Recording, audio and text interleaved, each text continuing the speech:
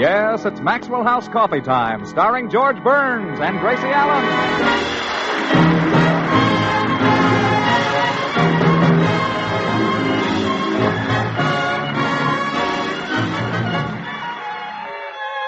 With our special guest, Gregory Peck, and yours truly, Toby Reed, Bea Benaderet, Paula Winslow, Dora Singleton, Harry Lubin and the Maxwell House Orchestra, and Bill Goodwin. For America's Thursday night comedy enjoyment, it's George and Gracie.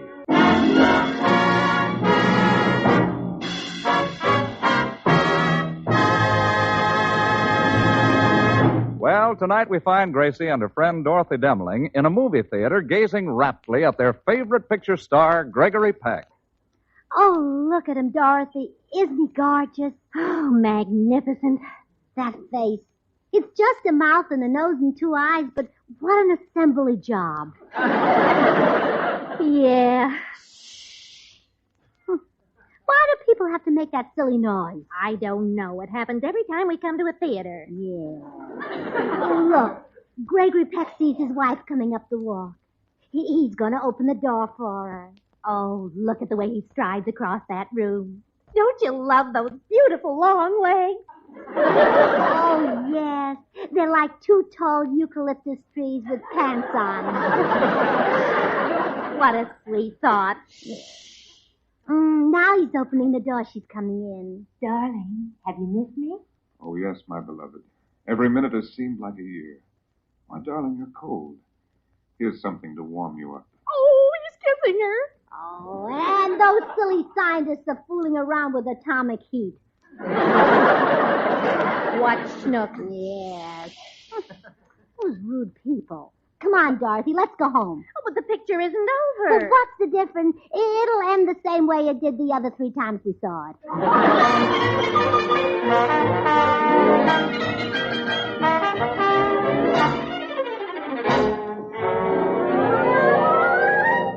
Well, thanks for bringing me home, Dorothy. It was a wonderful movie. I'm sorry our husbands didn't go with us. Oh, me too. A little of that Gregory Peck might have rubbed off on them. Oh, he was so sweet to his wife, always telling her how lovely she looked. Mm-hmm. Does your husband ever tell you how you look, Dorothy? Yes, the rat. Oh, I wonder what it'd be like to be married to Gregory Peck. I guess every woman in the country wonders that. Yes. What a shame he is not. He's short so we could all find out. I love that wonderful twinkle in his eye. Do George's eyes twinkle? Only when the sun hits his bifocals. But don't get me wrong, Dorothy. I'd much rather have my George than Peck. And I'd much rather have my William. I'd rather have George than 2 Pecks. I'd rather have William than 3 Pecks. I'd rather have George than 4 Pecks. We're talking about potatoes, of course. No, Dorothy, I mean it. But I sure wish George would act a little more like Gregory Peck. Yeah. Well, enough about tall, dark, and devastating. I gotta get home to short, pale, and irritating. Good night, Dorothy.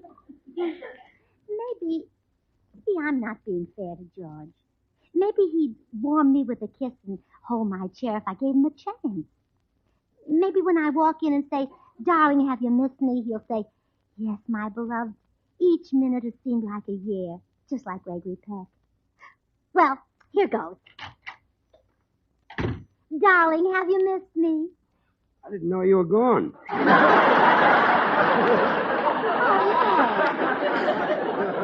I walked home from the movie and I'm cold. Would you give me something to warm me up? Sure. Here's a match. Go light the furnace. George? Well? There's a chair behind me. Yeah, I see it. I'd like to sit down. Okay, squat. Well, couldn't you hold the chair?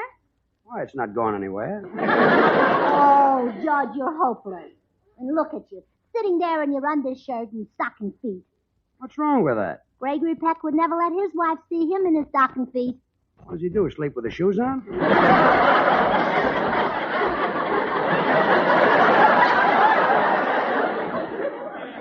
Which reminds me, it's past my bedtime. Let's hit the hay. Oh, hit the hay. How can you be so unromantic? I bet Gregory Peck would say it poetically and beautifully. Okay, I'll be poetic. I desire to be transported to the arms of Morpheus. Well, when you finally do get poetic, you think of another woman.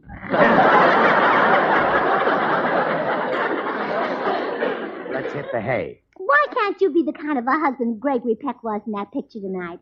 He served his wife breakfast in bed. He worshipped the ground she walked on. Look, Gracie, the ground she walked on was a movie set.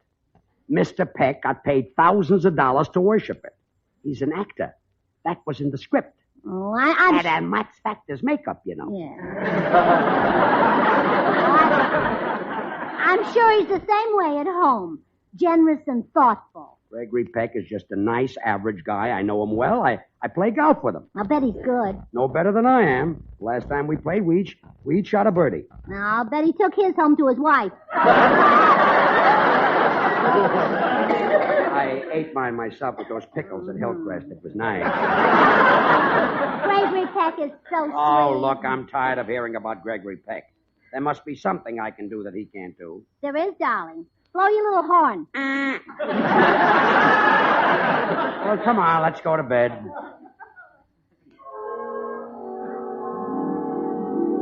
So they went to bed, and Gracie had a marvelous dream.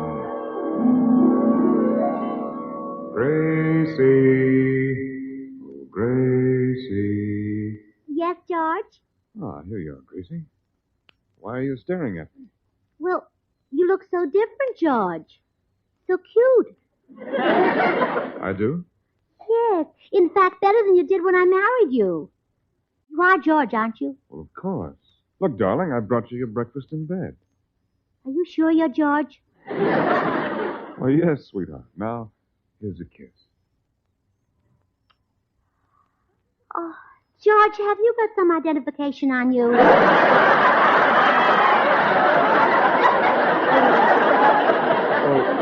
What's come over you, Gracie? You've never been this way before. Well, neither of you. Breakfast in bed. And what a breakfast. It's fit for a queen. Well, it is for a queen. I lay these eggs at your feet. Really?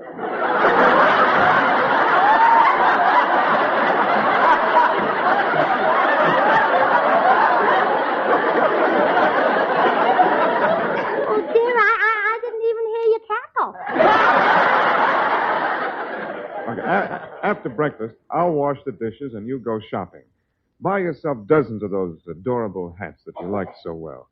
Here's $500 to spend. Is this really happening? Well, of course. Do you want me to pinch you? No, a kiss and $500 is enough for one day. Well, it's a pleasure to do things for you, Gracie, my darling wife. You're so beautiful, Oh, George. so alluring, Oh, George. so young, Oh, George. so irresistible. Oh, George. Oh, George. Oh, George. Huh? What's the matter? Oh, George.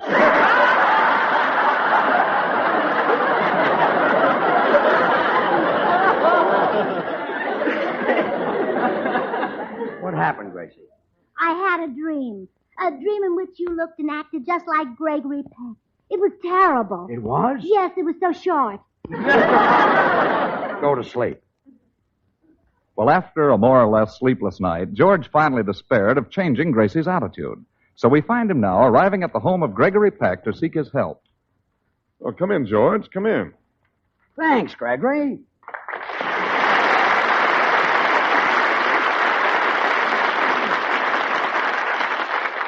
Gregory, I've got a terrific problem with Gracie. Really? Well, what is it? Well, she went to see a picture of yours last night, and you're a romantic husband who kissed your wife's hand and served her breakfast in bed. Now, Gracie thinks you do this in real life. I do. Since when? Since my wife saw that picture. Well, now Gracie wants me to be romantic, and I'm not the type. I'm not tall. I'm not dashing. Tall, small. Remember this, George. Good things come in little packages. You're a little package. Yeah. Only you weren't tied so loose. Well, since Gracie saw that picture, I've been miserable. What can I do with her? Oh, get tough with her. Every man should be the boss in his own home. You're a fine one to talk, serving your wife breakfast in bed. Oh, well, that's just for laughs. Anytime I want to stop that, I'll just lay the law down to my wife. Show me how you do that, Greg. Go ahead. Lay the law down to her right now. Well, I'd like to all right. I'll go in the library and do that. You stay here and listen. All right. Now listen, Greta. This foolishness of breakfast in bed must come to a stop immediately, understand? What a man. Hello. Oh, hello, Mrs. Peck. Didn't see you come into the room. Where's Greg? Never mind turning on the tears. I'm master in this house, and my word is law. What's he doing in there? He's bawling you out. Listen. From now on, you serve me breakfast in bed. Is that clear? Now, there. Get up off your knees. I didn't mean to frighten you. What a ham.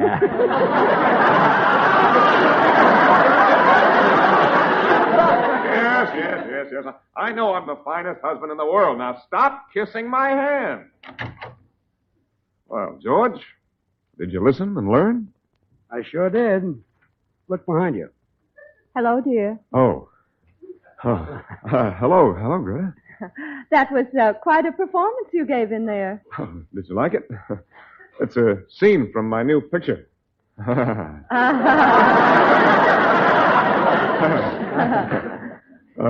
By the way, dear, would you like some flowers on your tray in the morning? Oh, I'll be having breakfast with Edith in the morning, remember? Her husband's out of town, and I'm spending the night with her. Oh, yes. Well, would you like me to come over and serve you breakfast in bed there? This kid is a tiger. Well, that won't be necessary, Greg. I'll be leaving. Nice to have seen you again, Mr. Burns. Goodbye. Goodbye. Goodbye, dear. See you tomorrow. Goodbye, darling. Oh, you really are polite to your wife. I'm glad Gracie isn't here. Hey, George, that gives me an idea. Let's put on an act for Gracie. I'll get a big kick out of it. What do you mean? Well, I'll call the studio and get an actress to pose as my wife. Then you and Gracie come over to dinner, and I'll be the meanest, orneriest, most slovenly, unromantic husband who ever lived. Yeah. Then she'll stop wanting me to be like you. Greg, you're a genius. Oh, well, I wouldn't say that. You better back up a little. Well, you're smarter than I am. Didn't have to back up that far. I'll see you for dinner.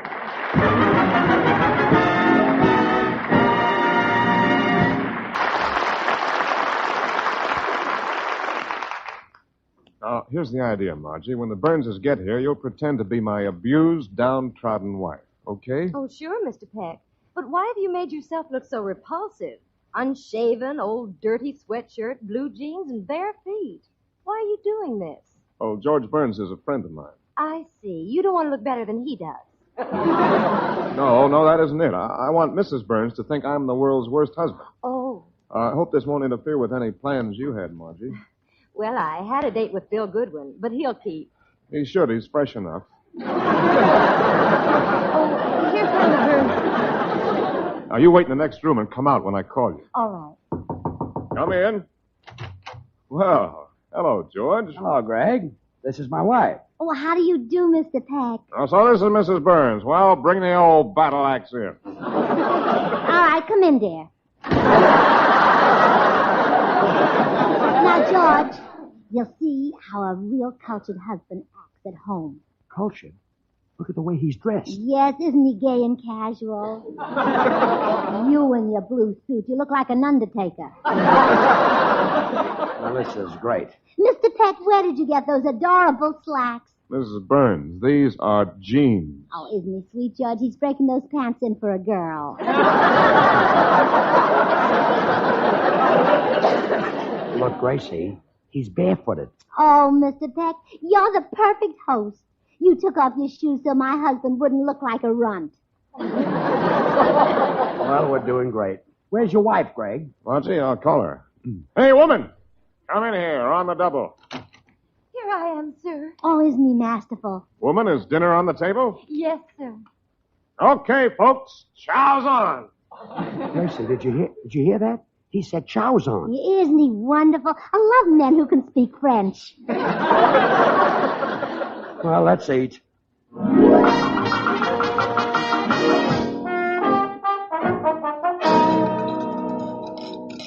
Well, pitch in. The food's free.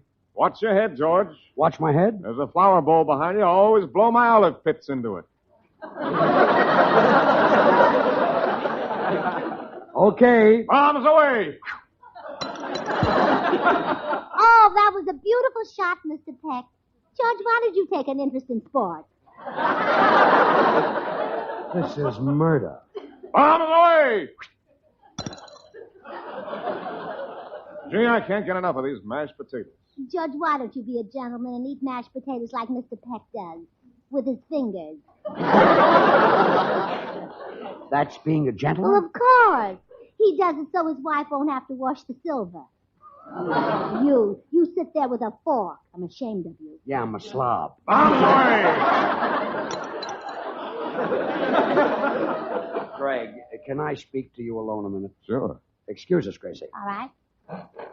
Greg, it's not working. I know. What does it take to make that wife of yours disgusted? I don't know. She's got me. Yeah.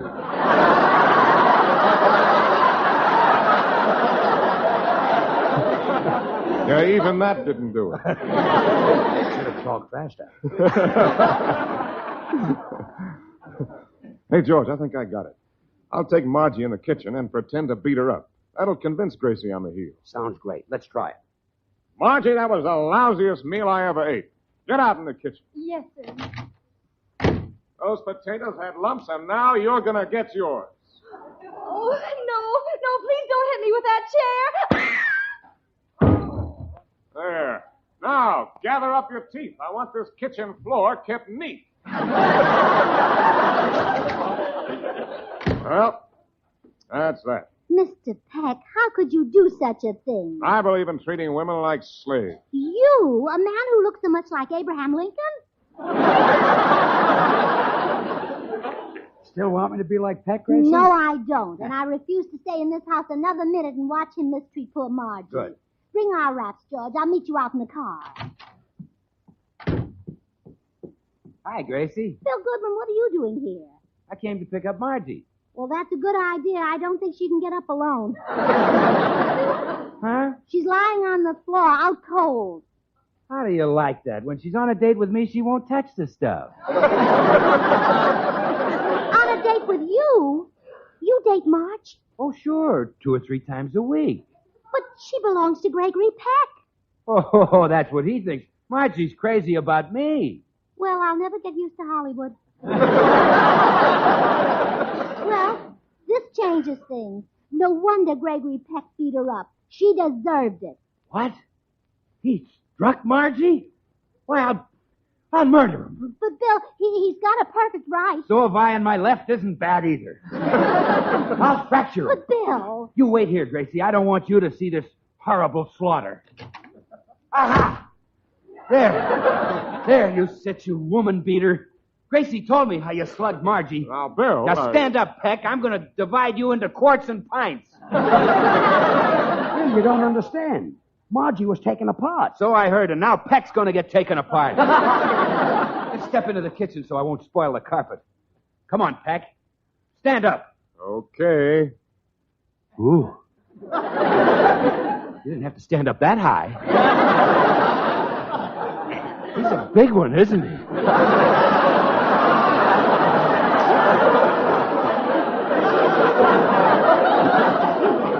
You should see him with the shoes on. Well, Bill, you still want to step into the kitchen? You bet I do. Well, Mr. Peck, I hope Oh, hello, Bill. Well, Margie, honey, you're all right. Peck didn't leave any marks on you. No, he doesn't play as rough as you do. Well, come on, sugar. I'll make you forget all about Gregory Peck. Let's go up on Mulholland Drive and park. Oh, Bill, I'd rather not park in the car. It's so public. Well, nobody will see us, honey. The windows will be all steamed up. Come on, Margie. Let's live. Coming, Bill. Goodbye, Mr. Peck. Goodbye, Mr. Burns. Bill, is Margie leaving with you? Oh, sure, Gracie. We're headed for Mulholland Drive, aren't we, baby? You said it, Dimples. Well, I'll see you later, Gracie. Well, I was certainly unfair to Gregory Peck. His wife deserved the beating she got. I'll go in and apologize to him. Mr. Peck, I've changed my mind about you. You're wonderful, and I want George to be just like you. But, Gracie, he beat up his wife. Well, she deserved it running around with Bill Goodwin. Do I run around with a man? No, I run around with you. Thanks, kid. George, let's have another conference in the next room. Okay. Excuse us, Gracie. I knew I was right about Gregory. He's as pure as 6.5 feet of snow. Not nearly as cold. I'm home, Greg. Edith's husband came back and... Oh, hello. Who are you? I'm Mrs. George Burns. Who are you? I'm Mrs. Gregory Peck. Another one? What? Well, one Mrs. Peck just left. Are you the night shift?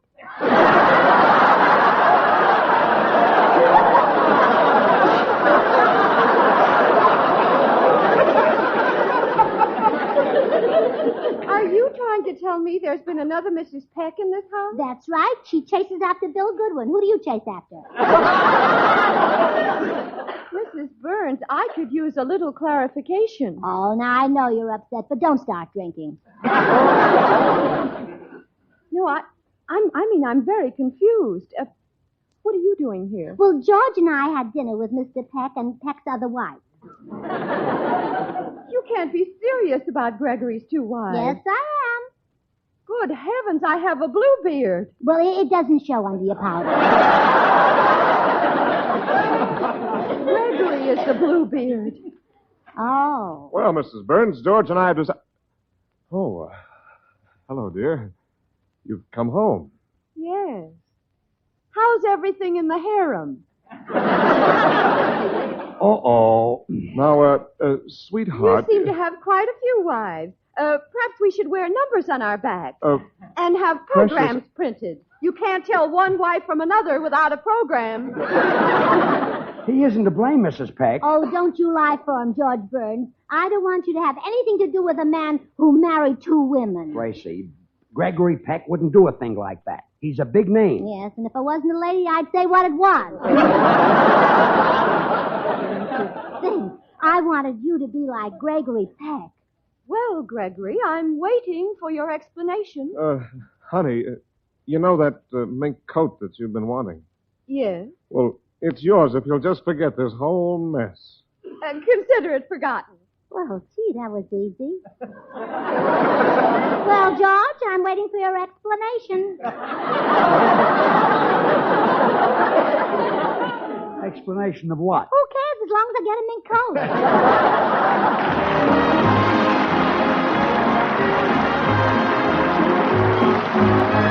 Now, Gracie, I don't want to spend another night hearing about Gregory Peck, so go to sleep. Yes, dear. He is handsome, isn't he? Well, I guess I'll take my blanket and go to sleep on the couch. Oh, darling, did I say something to hurt you? I'm sorry. Oh, it's all right. Go to sleep. Please forgive me. Get it. Believe me, you've got something Gregory Peck hasn't got. Okay, go to sleep. Well, I can't now. I'll be awake all night trying to think what it is. Yes, it's Maxwell House Coffee Time, starring George Burns and Gracie Allen.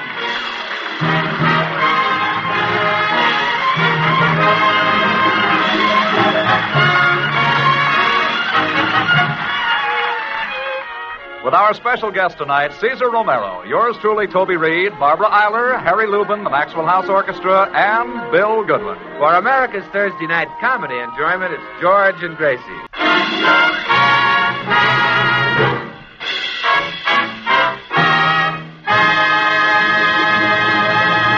Well, breakfast is over in the Burns home, and attention is now focused on the morning newspaper. George is trying to concentrate on the sports section, while Gracie reads aloud from her favorite department, the movie gossip column.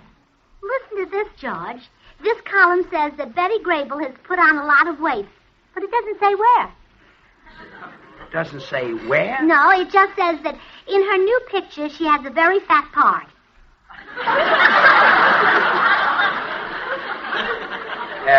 That means she has a big role.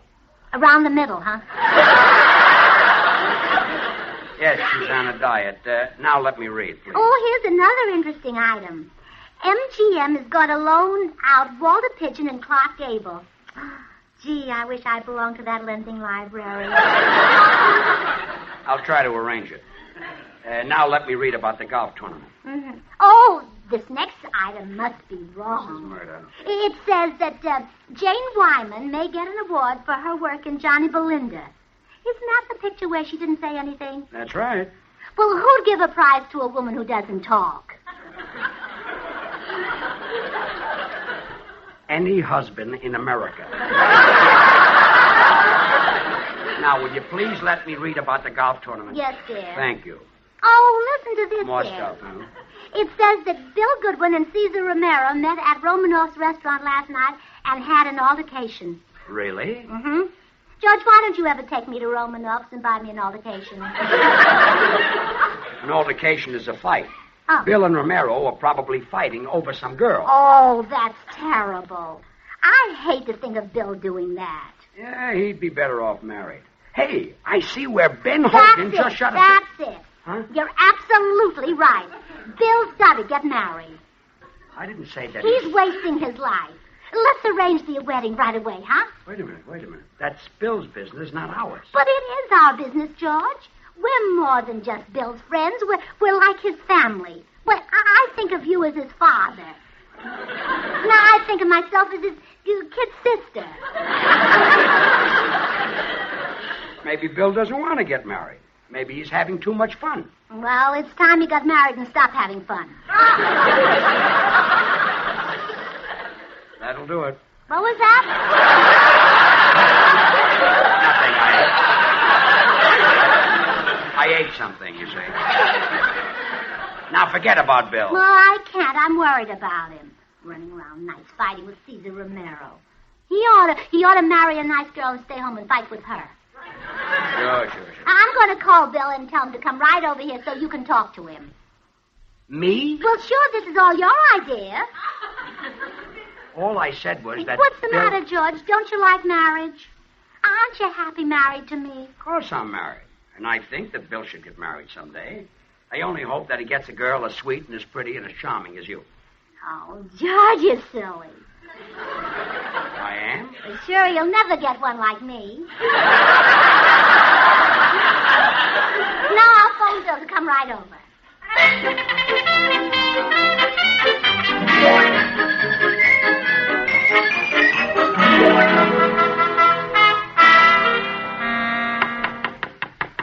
That must be Bill. Now listen, Gracie. Don't try to force him into marriage. Let Bill make his own decision. I will. Come in. Hi, Burnses. Hello, Oh, Emily. hello, Bill. Bill, have you got any plans for tonight? No, Gracie. Oh, good. You're getting married. What? You're getting married. It's George's idea. All I said Yeah, and was... he's right, Bill. You're wasting your life as a bachelor. Wasting it? I'm using every minute. But you'd be better off married, wouldn't you, George? Well, Gracie is right, Bill. When I was single, I used to run around just like you. One night a beautiful blonde, the next night a gorgeous redhead. But, Bill, was I happy? Well, I don't know. Think back, will you? Boy, was I happy.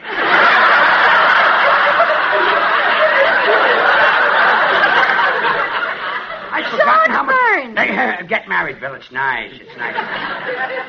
Don't you know some girl you'd like to settle down with, Bill? Well, Gracie, if I ever do get married, Jean Meredith is the only girl I'd consider. She's my special honey. Jean Meredith. Oh, well, why haven't we met her? Well, I don't take her out in public. I'm hiding her from Cesar Romero, the wolf. Cesar Romero, huh? Yeah. He's the poor girl's Bill Goodwin. I see.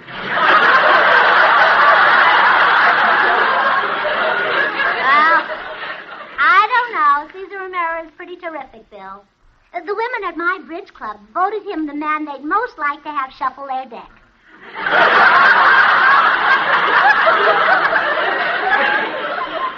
Did you vote for him? Not me, no. I voted for you. Well, thanks. Nobody shuffles like you do. Yes, I'm a pro at shuffling.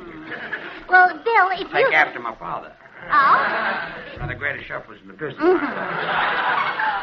Bill, if you want to keep Cesar Romero away from Jean, why don't you marry her? But, Gracie, stop trying to force me into matrimony. Oh, it's George's idea. All I said... George, leave me alone. Okay, it was my idea. I'll get married just as soon as I'm tired of running around, and if About 50 or 60 years. But, Bill, you won't be able to get a pretty wife when you're old and feeble. Well, why not? George did.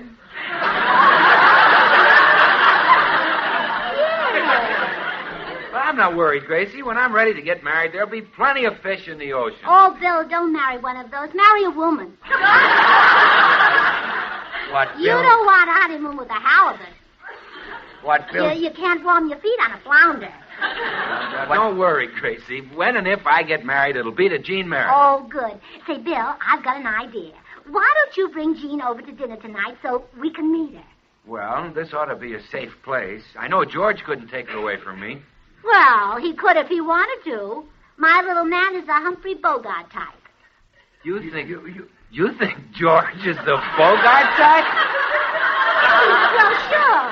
Everyone does. When we walk down the street, people say, look, here comes Gracie with her bogeyman.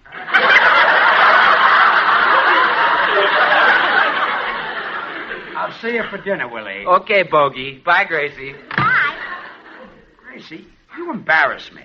I couldn't steal Bill's girl. It would take a guy like Cesar Romero to do that. Hey, that's a great idea, George. We'll get Romero over here to flirt with Jean. How do you think of those things? All I said If was... Bill thinks he's losing her, he'll propose. Oh, George, you're a genius. Look, all I said I'll was... go right over and get Cesar Romero.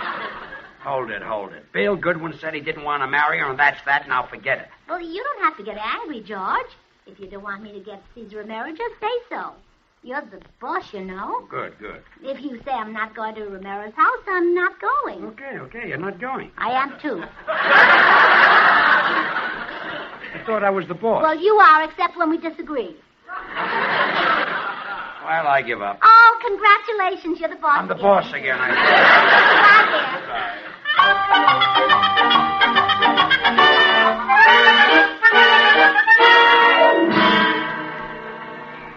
Gee, maybe it's dangerous for me to be here at Cesar Romero's alone.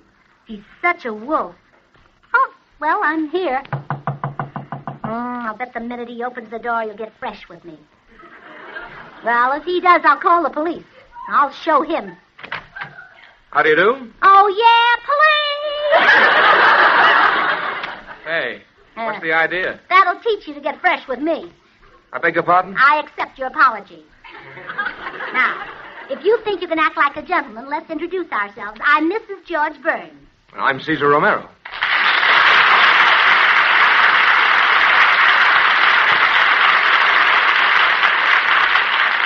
Mr. Romero, I want you to understand right now that you've got to behave yourself around me. Mrs. Burns, I swear you an oath. Police! Again? There'll be no swearing in front of me. Esta simpática señora está loca. Never mind making that romantic talk. You Frenchmen are all alike. Now behave. Mrs. Burns, would you like a chaperone? No, sir, I won't touch a drop. You might just as well make up your mind that I'm one girl who's different. Different is quite an understatement. May I ask what brought you here? There you go, getting fresh again. Talking about my legs.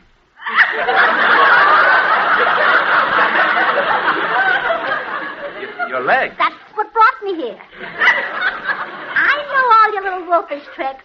I wasn't born yesterday. Mrs. Burns, you may rest assured that I would never make advances to a girl who's underage, like you. Well, we're going to get along just fine. Sure, I wasn't born yesterday either. But just to be absolutely honest with you, I'm already of age. No. Yes. You're 21? Oh, 21? I thought you meant 18. Well, enough about me. I came to talk about Bill Goodwin. Now, I've got a scheme to get Bill married. Wonderful. Why, he's my biggest rival. What's your plan? Well, Bill has a girl he likes well enough to marry, but he won't ask her until he thinks someone else wants her. And that's where you come in. Oh, I get it. I make a play for the girl. Bill thinks he's losing her. He proposes. She accepts, and bingo, they're married. Then I'll have every girl in town tied up. Oh, don't tie them up. Give them a fighting chance. Yeah. Now, what's this girl's name? Her name is Jean Meredith. Do you know her? Jean Meredith. I must know her. Let me look at my address book. Oh, good heavens. Is that great big thing the address book of your girls? Well, this is just the M's. Now, let's see. Here we are. Meredith. Meredith A, Meredith B, C, D, E, F, G, H, I, J. Well, now, Meredith Jane, Meredith Janet, Meredith Jacqueline, Meredith Jacqueline. Meredith Joan, Meredith June.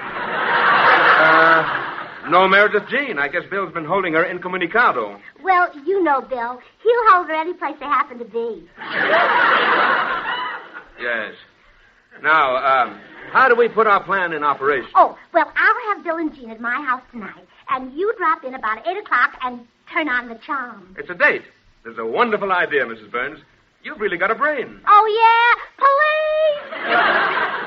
Now what's wrong? You got too intimate. I said you had a brain. Is that intimate? It must be. Not even my husband ever said that.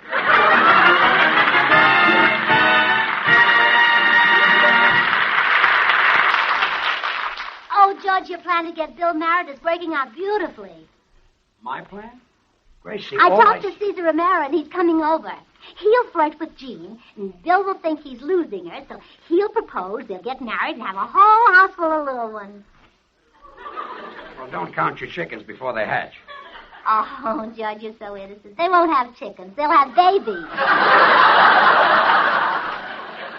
No. Yeah. Every year, something new. Now, when Bill and Jean are here tonight, you show them how happy married life is. Not me. I want no part of the scheme. Oh, you're not happy. I'm a failure. You're miserable, and now everyone will know. Okay. I like tapping. Oh, thank you, dear. Oh, that must be Jean. Jean? Isn't she coming with Bill? No, I asked Bill to send her over early. I want to have a little talk with her. Come in. Hello, Mrs. Burns. I'm Jean Meredith. Oh, hello, Jean. I'd like you to meet my husband, George. Hello, Jean. How do you do, Mr. Burns? It's awfully nice of you folks to invite Bill and me over. Well, we want you to see how happy married life is. Are you and Mr. Burns happy? Oh, yes. George, be happy. we laugh all the time. Mrs. Burns, isn't it hard to keep house and have a career both? I mean, isn't it just drudgery to come home from the studio and have to cook dinner? Oh, Jean, if you were cooking for one you love, would you call it drudgery? No. No, I guess I wouldn't. Well, neither does George. He's as happy as a lark, aren't you, dear? Well, have we sold you on marriage, Jean? I don't have to be sold, Mrs. Burns. I want to get married the worst way. Well, now, that's funny. I said the same thing to Mother when I brought George home to meet her. I said, Mother, I want to get married the worst way. And she said, well, this is it. Mother craves me. Come in. Well, hi, Burnses. Hello, Jeannie, honey. Hello, Bill. Oh, we were just showing Jean how happy married life is. Weren't we, George? George. Huh? Be happy. Oh. You see, Bill? Now, show him how you felt before you got married, dear. And now? Oh, marriage is so happy, Bill. Why, George gets up 3 or 4 times during the night just to laugh and then goes back to bed again.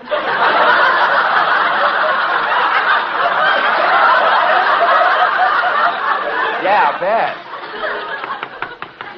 Uh-oh, there's someone at the door, George. George. Come in. Hello, everyone. Am I late? Cesar Romero. What are you doing here? I'm here to have dinner. Well, you out-of-work actors will do anything for a handout, won't you? Out of work. I just finished a picture.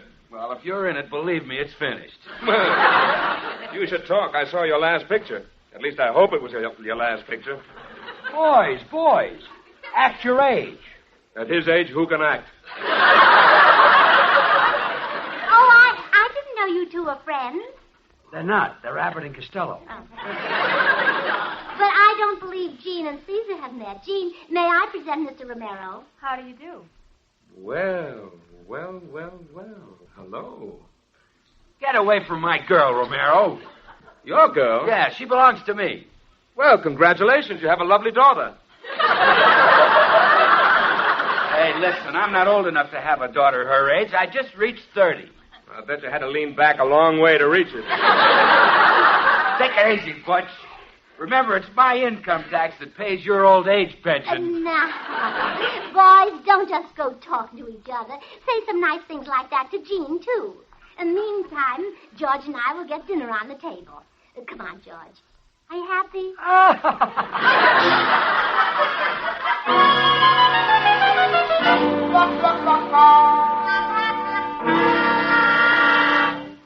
George, I called you and Cesar Romero into the den here for a little conference because things aren't going so well. I know.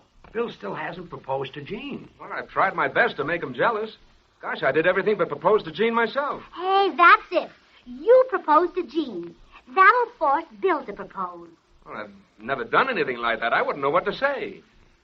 What did George say? Well, we were in vaudeville then, living in hotels, and George proposed to me with a romantic little poem. Gracie, please. He said, come be my bride. I'll be your groom. Let's save the price of that extra room.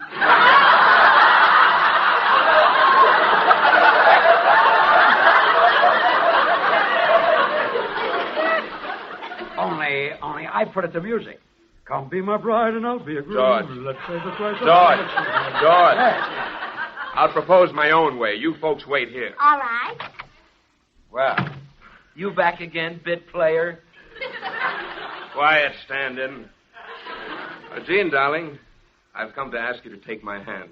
Yeah, Jean, help the old gentleman to the door. Pay no attention to him, Jean.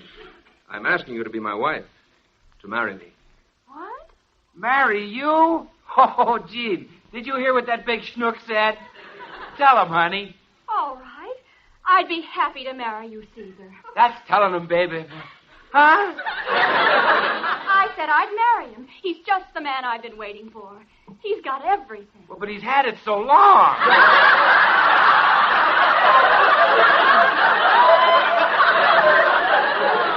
Gee, honey, reconsider. What can this guy offer you? I can offer her the greatest thrill that life holds in store for a woman. We'll go to Latin America on our honeymoon, Jean. I'll kill myself. That's what I'll do. Now, Bill. Don't touch me, you nasty person. I'm going to go kill myself. I've got nothing to live for. No girl. No nothing.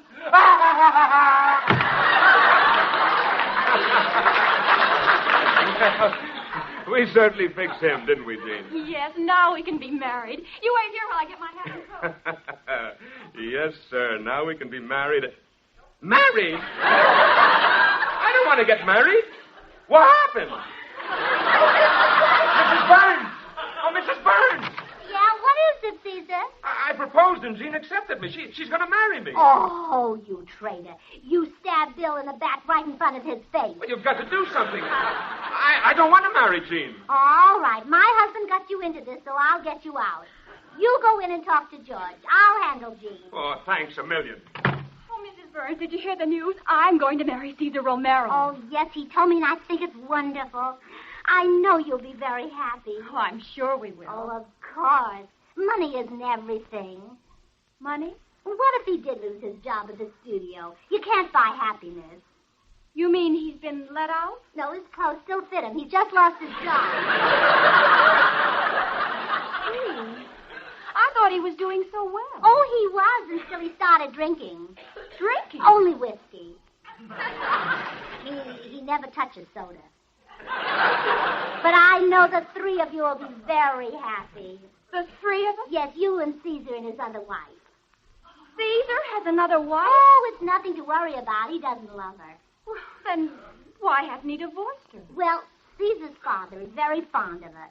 She takes care of him, puts him on his rocking horse, brings him his little hat with a propeller on top. Good heavens, his father must be a lunatic. Yes, but so lovable. I know you'll be very happy. Oh, there's just one thing. When you're around Caesar's father, wear an old dress that you won't mind having torn. Why? Well, he thinks people are bananas and tries to peel them. I can't marry into a family of crazy people. Oh, only the men are crazy. When they reach the age of 35, they all crack up. When will Caesar be 35? Not until February. You've got a whole month to be happy. I'm getting out of here, and you can tell Mr. Romero that I never want to see him again. But, Jean, you're throwing away your happiness. Goodbye. All right, boys, you can come out now. We heard your little scene, Gracie. Yeah, Gracie, you were great. How do you think of those things? Oh, it's just a gift. Lots of people are amazed at my brain, but it's really nothing.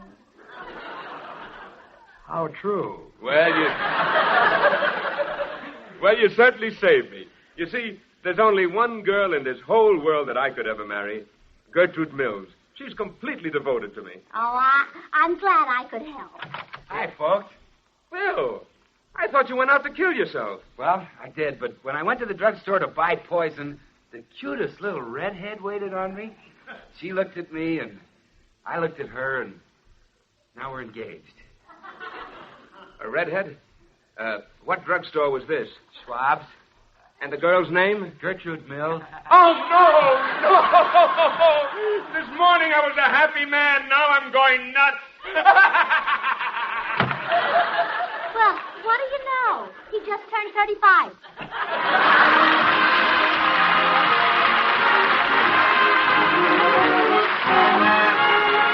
Gracie, next week our guest will be Gene Kelly. Gene Kelly. An Irish girl, huh? Gene Kelly is a man. He's that great dancer we saw in the movies the other night. Oh, that Gene Kelly. Yeah. Oh, he's sensational. And next week I'll be able to dance with him. Wait a minute. I want you dancing with Gene Kelly. What about me? All right, we'll take turns dancing with him. Now you happy?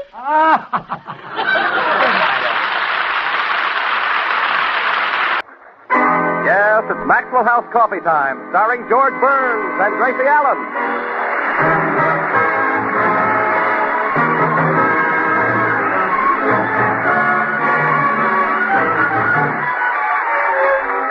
With our special guest tonight, Gene Kelly, yours truly, Toby Reed, Bea Benaderet, Harry Lubin and the Maxwell House Orchestra, and Bill Goodwin. For America's Thursday night comedy enjoyment, it's George and Gracie.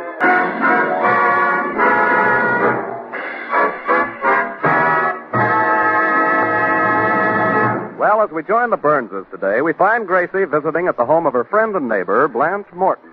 Blanche, I dropped by to ask your advice about something. I've got a problem. Yes, I know. What's he done now? Oh, he hasn't done anything yet. But Saturday, he's going to have a birthday. Oh, would you have a party? Oh, no. Just the usual quiet celebration. George and me and a soggy cake. Can't you bake a good cake? Oh, the cake isn't soggy when I bake it. It's just that George has so many candles on his cake now, and he can't blow them out. He has to throw water on them. I see. Poor George. Every year he has less and less wind and more candles. But this isn't solving my problem. What'll I get for him?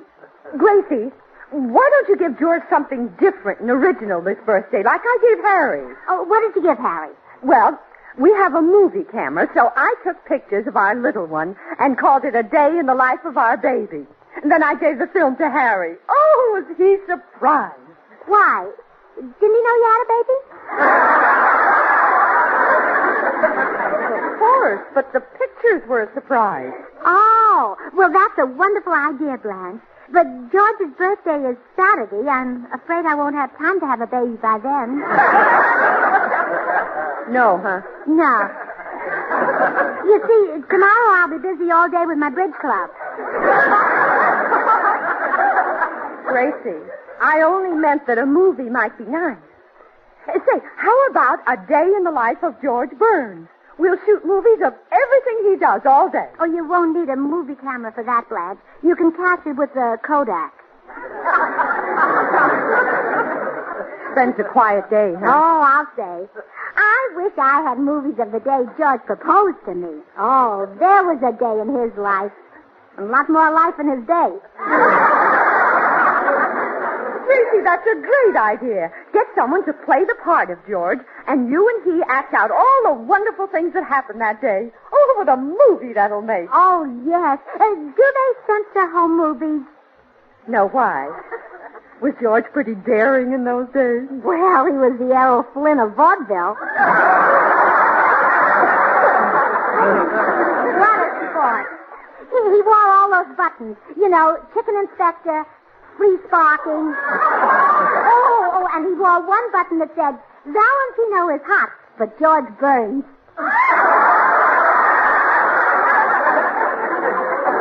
How nauseating. Yeah, wasn't he cute?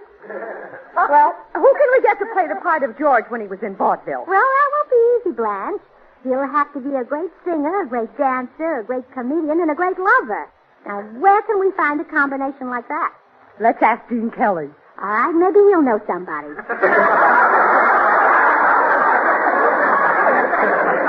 know, he's a very good friend of ours. No, I meant Gene Kelly could play the part of George. Oh, Blanche, please. Let's not send a boy to do a man's job. Believe me, Gracie, if you can get Gene Kelly to play the part of George, grab him. Well, he might have some of George's talent, but there's one thing that worries me. What's that? Can he dance as well as George? Gracie, can a fish swim as well as a piece of lead? Can a fish swim as well as a piece of lead? Do you need the answer right away? Gracie, take my word for it. George would be flattered to have Gene Kelly take his place. What a surprise when he sees the movie. Oh, I know, Blanche. Without giving away the secret, I'll find out how George feels about Gene Kelly. If he likes him, I'll give Kelly the break. Break? Gracie, he's one of the biggest stars in Hollywood. Did you see The Three Musketeers? Yeah, which one was he? Porthos, Amos, or Andy? He was the kingfish. Oh, well, I'll see you later, Blanche.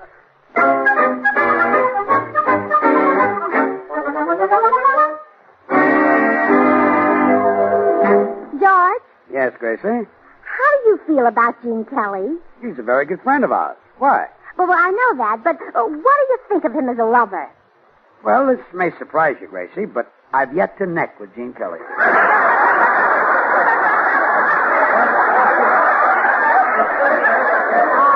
George.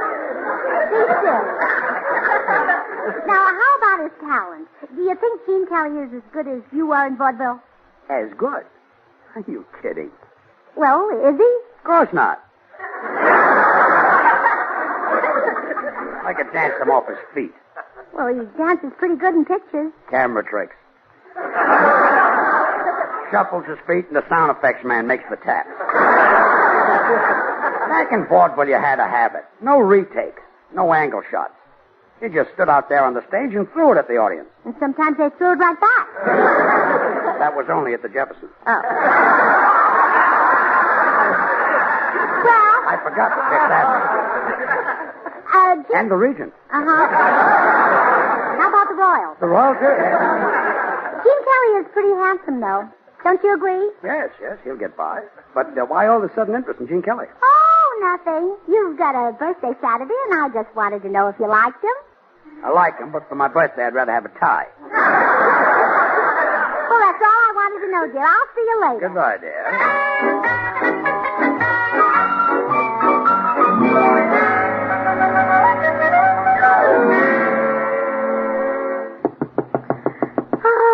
Gene isn't too busy to do this for me. Why, Gracie, how are you? Hello, Gene.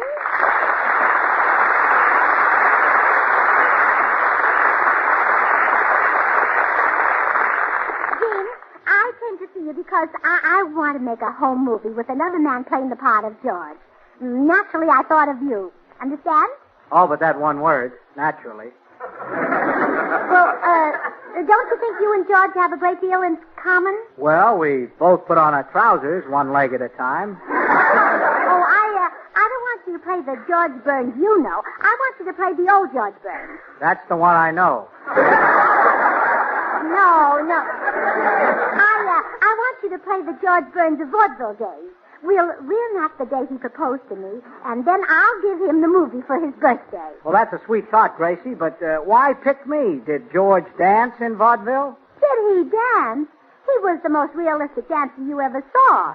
When he did Off to Buffalo, you couldn't tell him from a buffalo. Well, I still have that trouble. Well, all right, Gracie. I'll play the part of George in your home movie. Oh, good. We'll go to the park and film the proposal scene. But first you better have George teach you his dance steps. Well, why do we need that for the proposal scene? Oh, well, when I said yes, he was so happy he went into his dance. And a crowd gathered and started throwing money at him.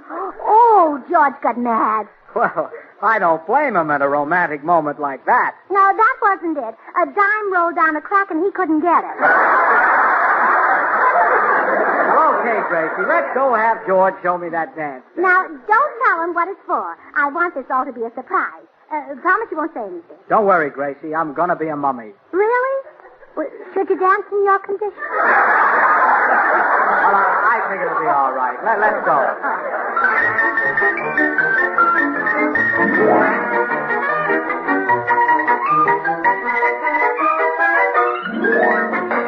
Well, look who I brought home with me, George. Gene Kelly. Hello, Gene. It's good to see you. Same here, George.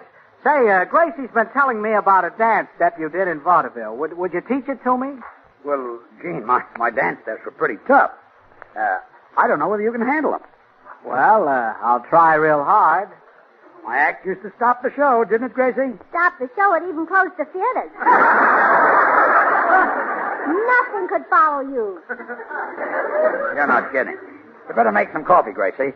Kelly's going to learn my stuff. He'll be here for a long time. Oh, all right, dear. Excuse me, Gene. Now, Gene, I'll show you my act right from the top. Wait a minute.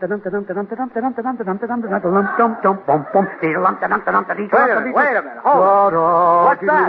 What's that? That's the introduction of the band. Now I go into my opening song. Hear the steamboat whistle blowing. Honey, don't cry. When you know what time I'm going. Just a minute, George. What's that? What's that? That's a steamboat. Yeah. George, you better just show me the dance. Well, later. Now I'll do the chorus and explain the gestures as I go along. The gestures? The gestures. Now, Honey, my heart will pine for you. feet wide apart and hands behind you. When the toil of day is through. Chain over shoulder. Every little star. Right hand on lapel.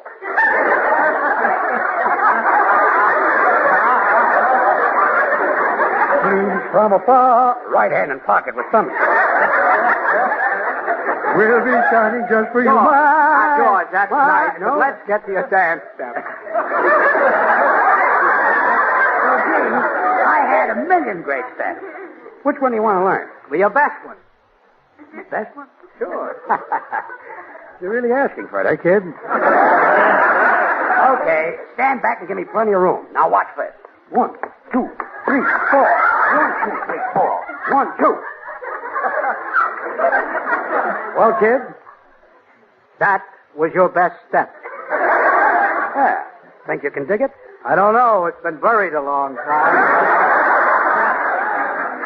I doubt if you can handle it. Handle that. Watch this.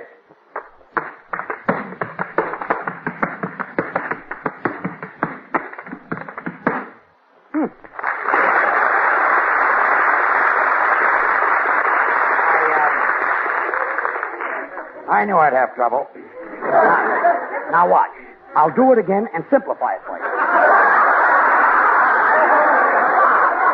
1, 2, 3, 4. 1, 2, 3, 4. 1, 2. Okay, try it. Well, now, wait a minute, George. How about this? Listen.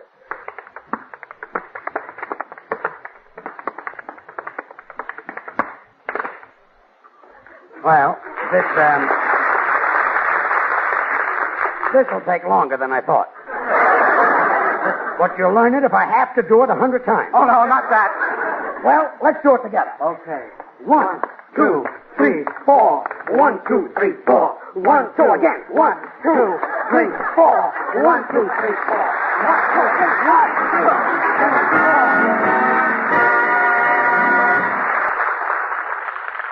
Well, Jean, I called Blanche Morton and told her to meet us in the park with her movie camera. Where's George? He's in the den, resting. He did that step of his 3 times and fell on his face. Oh, well, come on, let's go. Oh, wait a minute, Gracie. To make this authentic, I should dress like George did when he danced in vaudeville. I can't keep on these clothes. Well, you better keep them on. What kind of a dance do you think George did? He wasn't Gypsy Rose Burns. No, I only meant that I should dig up an old-fashioned suit like George wore in those days. Oh, well, we're in luck. George has still got that very suit he wore the day he proposed to me. You're kidding. He saved that old thing? Yes, you wait here. I'll go get him and take it off. Gracie, won't that make him suspicious? After all, you want this movie to be a surprise. Oh, don't worry, Gina. I'll be very shrewd and subtle. I'll get his clothes without making him the least bit suspicious. Hello, George. Hello? Reading the paper? Uh-huh. Lots of news, isn't there? Sure is. Well, enough of this conversation. Take off your clothes.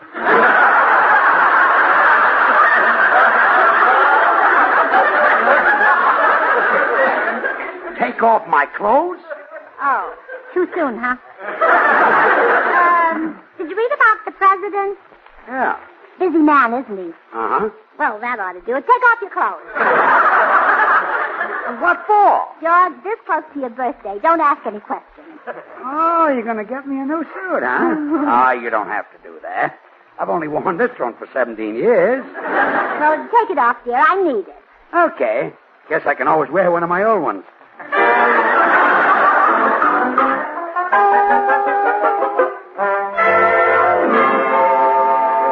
Come on, Jean. There's Blanche waiting for us over there by the tree.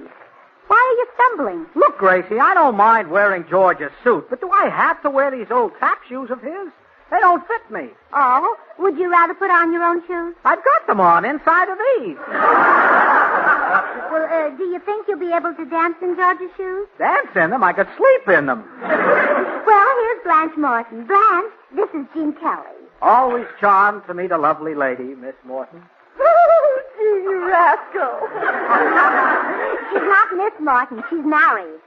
Stool pigeon. Well, let's shoot the proposal scene. Now, what's the first thing George did? Well, he kissed me, but we'll skip that. Well, why? I couldn't kiss another man. But you want the picture to be authentic. Oh. Well, all right, Jean, you can kiss me, but only on the lips.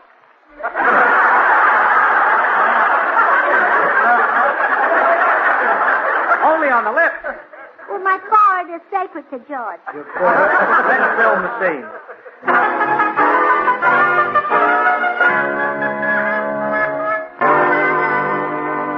I tell you, George, I saw it with my own eyes. As I drove through the park, there sat Gene Kelly with his arms around Gracie. No. Yeah. And then they kissed. Well, I was amazed. Why should Gracie go for another man? Yeah, she's married to me. Say, that explains it. How do you like that, Gene Kelly? I told him to sing like me, to dance like me, and what does he do? He steals my wife. Well, one dirty trick deserves another. You're a big help. George, if there's anything I can do, just let me know. You can beat up Gene Kelly for me. Don't hesitate, just name it. I said you can beat up Gene Kelly for me. Anything at all, ask me. I'd like you to beat up Gene Kelly. I'm yours to command, just tell me what I can do. All you can do is chase women. I heard that command and I'll obey.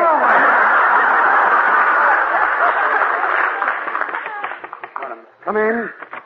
Hello, George. Rushed over. Oh, hi, Bill. Hi, Toby. Toby, you're a big husky guy. Do you think you can beat up a certain movie star? Sure. What's her name? But it's not a her. It's Gene Kelly. Gene Kelly. Well, that's what I rushed over to tell you about, George. I was in the park and I saw him kiss Gracie. You too? No, he only kissed Gracie. Well, this clenches it. Now I know why she was so interested in Gene Kelly this morning. Hey, George, here comes Kelly up the walk. Holy smoke, why would Gracie go for a jerk who dresses like that? Look at that suit. Yeah. But that's the worst-looking thing I ever... It's mine. The nerve of him. He not only takes my wife my routine, but my best suit. Look, listen, I know how to break up this romance. I'll get Gene Kelly to leave town. How? Never mind, I got an idea. Now, you guys wait in the other room. Okay, come on. Come in. Bill, good one. Gene Kelly. Listen, Gene, how would you like to leave town and go back to Broadway? Well, Huh? We'll team up. A great picture star is always a hit there. Yeah? People will mob the theater when they see that name in lights. Phil Goodwin and Hooper. I'm Hooper? Yeah, you see, I don't dance. Oh. George? Yeah? George, I heard the door slam. I guess Bill got rid of Gene Kelly. Good. That home wrecker making love to my wife. I'll go in and thank Bill. Bill, I want to thank...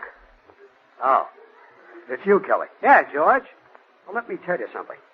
I know all about the way you and Gracie were acting in the park. You do? Oh, darn it, we didn't want you to find out. I'll bet you didn't. Well, gee, I hope it won't spoil your birthday. That's darn nice of you. Hello, George. Why, Gene, you got here first. Yes, and I've got bad news for you. George knows what we were doing in the park. Oh, George, you're so nosy. Now I'm mad at you. You're mad at me? It's a fine thing when a woman can't keep one little secret from her husband. Yeah, I'm a dirty person. Gracie, did Gene talk you into this? No, it was my idea. I needed a young man to take your place.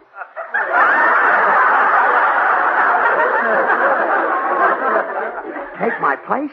Yeah, she picked me because I can do all the things that you did 15 years ago. I don't know what to say.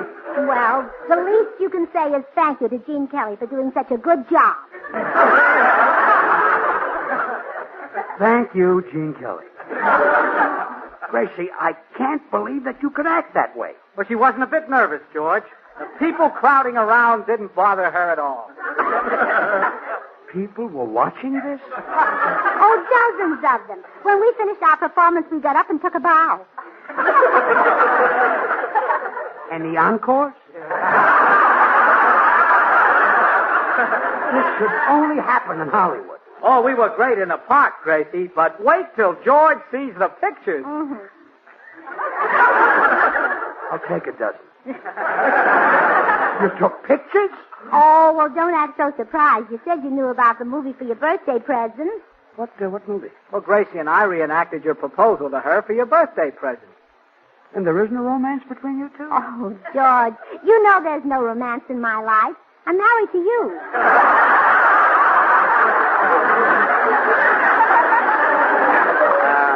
Thanks, kid. George, surely you didn't believe that Gracie would leave you for me. Well, it looked like that. Oh, how can you be so silly? I wouldn't leave you if you were the last man on earth. That didn't sound right, did it? No, it didn't. But you can't blame me for being worried, Gracie. Just between you and me, this Gene Kelly is loaded. Oh, darling, he doesn't compare with you.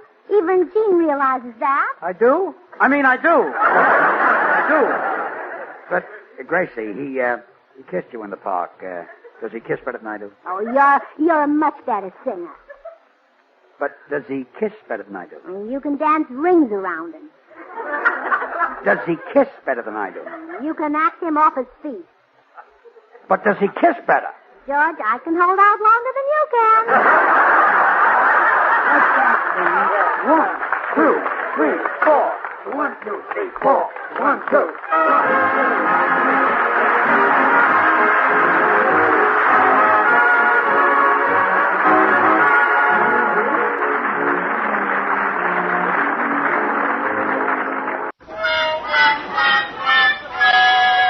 Yes, it's George Burns and Gracie Alice.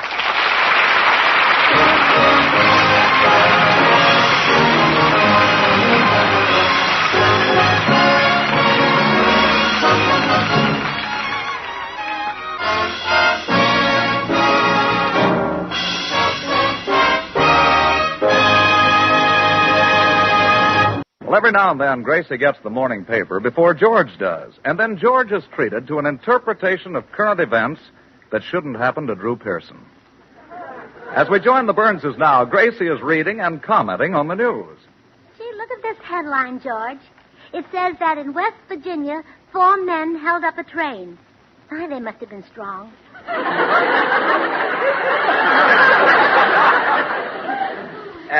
Gracie. Those trains are very heavy. Yes, they're hard to lift. Yeah. Yes. Oh, listen to this. Alaska is going to become a state. And it says it'll be the biggest state in the Union. That's right. Alaska's even bigger than Texas. Wow. Yeah. When she comes in, we'll have 49 states. No, George, we'll still have 48. How come? If Alaska is bigger, Texas will quit. You could be right, you know. Oh, now here's something I don't believe. It says the Girl Scouts are celebrating their 37th birthday this week. You can believe that, Gracie. That's true. Really? Sure. Well, they certainly must teach those girls to take care of themselves. You know, I have yet to see a Girl Scout who looks 37. Gracie. I think I'll join and learn how they do it. Look, the organization is 37 years old, not the girls. In fact, it's too late for you to join. They only take girls from 7 to 18. Oh, darn, it missed it by a year. Yes, by a full year, yeah. See, maybe they'd let me join if I... Oh, no. Yeah, I wouldn't do that. Wouldn't do what? Lie about my age. No. How old do you claim to be? 19. 19, yes. And how many years have we been married? 15. 15. Now, do you think people are going to believe that I married you when you were 4? Oh, yeah, I see Yes, your you got to point. think. Well, I'll have to stop claiming I'm 19. Certainly. How old are you? 20. 20. Say, wait a minute. Maybe I could join the Girl Scouts as a leader. This article says that they need women to lead and train the girls. You don't know anything about that. I know all about it. I used to be one. A scout? No, a girl. Oh. Girl, yes. Well, look, Gracie, personally, I think associating with the Girl Scouts would do you a world of good. But you're no leader. I'm a natural-born leader. Why, in school, I never sat with other children. The teacher always put me up front of the class. Did you have a pointed hat that you had to wear? You heard about me, Yes. Your fame spread. Yes. You know, I've been a leader ever since I was just a little white-haired schoolgirl. Your hair was white when you went to school? Uh-huh. The teacher used to clean the blackboard erasers by beating them on my head. That accounts for a few things. Now, forget about Girl Scouts. I'll see you later. Where are you going? I have an appointment to buy some life insurance. Another life insurance policy? Well, they haven't paid off your old one yet. Look, you can't collect insurance until I'm dead. Goodbye, dear. Oh, give me a kiss before you go. Okay. I think I can collect that insurance. Stop kidding. Goodbye, dear. Well, I'll call Girl Scout headquarters and tell them I'm ready to be a leader.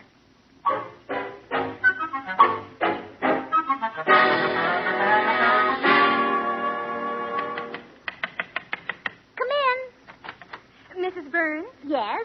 We 3 girls have been sent here by Scout headquarters to accept your application to become a leader. I'm Bernice Carolyn Gallagher. I'm Peggy Martin. I'm Lil. Well, it's a pleasure to meet you. How old are you? Well, I'll be 16 on my next birthday, which comes in October. I was 12 last month. I'm 8. Well, come in, girls. I'll bet being scouts is lots of fun. Yes, and it teaches us how to become good and useful citizens. Yes, we're only girls today, but we'll be wives and mothers tomorrow. Oh, I'd wait longer than that.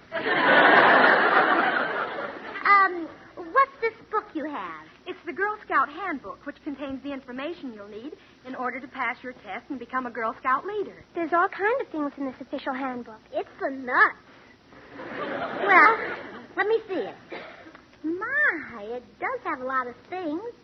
Homemaking, health and safety, nature study, signaling. What kind of signaling? Well, did you ever see a wigwag? Oh, sure, every time Jack Benny shakes his head.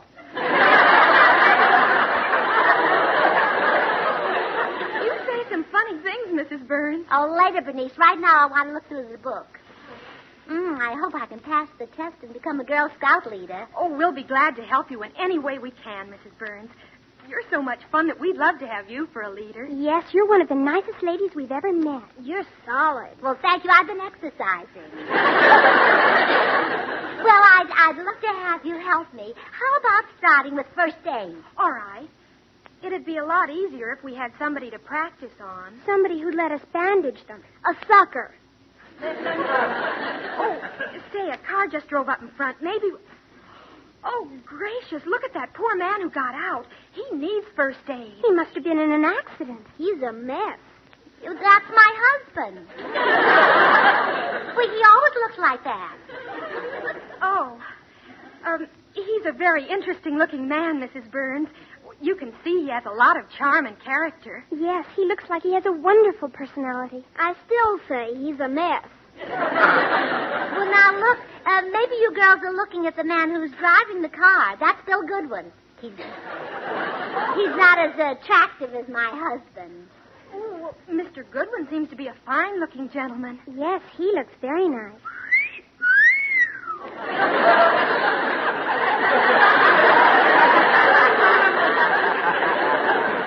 Are you sure she's only 8? Yes, Mrs. Burns. Well, now, girls, when my husband comes in, we'll practice our first aid on him. I'll go get the bandages and things ready. Should we put him on a stretcher? No, let's just bandage him. It's too late to make him taller.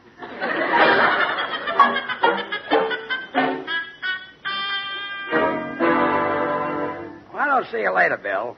Thanks for driving me home. Well, that's okay, George. How about some golf this afternoon? Can't make it today. I've applied for some new insurance, and the doctor's going to drop over and take a look at me. You got that backwards, George. He'll take a look at you and then drop over. Always a comedian, huh, Willie? Well, I'm practicing for summer replacement. Summer replacement, huh? Yeah. Say, George, what kind of insurance you taking out? Well, I've got a great little thing, Bill. If I don't work, it pays me every week.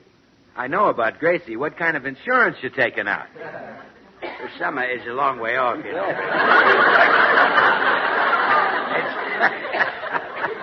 Maybe it'll do better on your own show, Bill. It's a combination life and accident policy. The way Gracie keeps house, I'm liable to trip over something and hurt myself. Yeah, well, I guess she is a little careless about home safety. Well, the slogan of the National Safety Council is Don't Be a Gracie. But, George, suppose you did fall and bump your head or cut your face. A few bandages wouldn't keep you from working on the radio. But, Bill, there's television. How would I look on television with bandages hiding my face? You want to withdraw that question, George?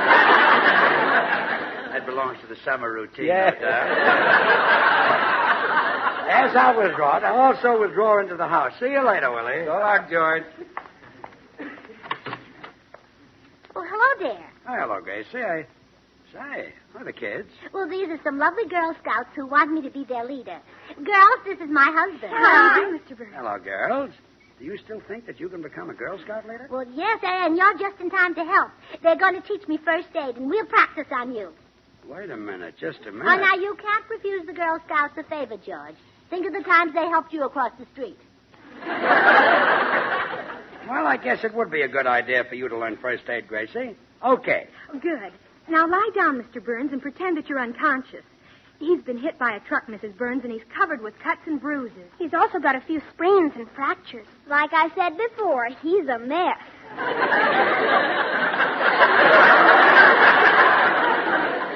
Oh, all right. Now, what do I do first? Well, see that he's lying in the proper position. Make sure that his head is level. Oh, it's very level. Almost flat. I think you're pretty, too. No. Quiet, George. You're unconscious. Oh, I forgot. Yeah. Now, let's say Mr. Burns has a broken arm. You take this large piece of cloth and fold it so that it has 3 corners, like this. Now, do you know what to do with it? Yes, but isn't George a little old for that?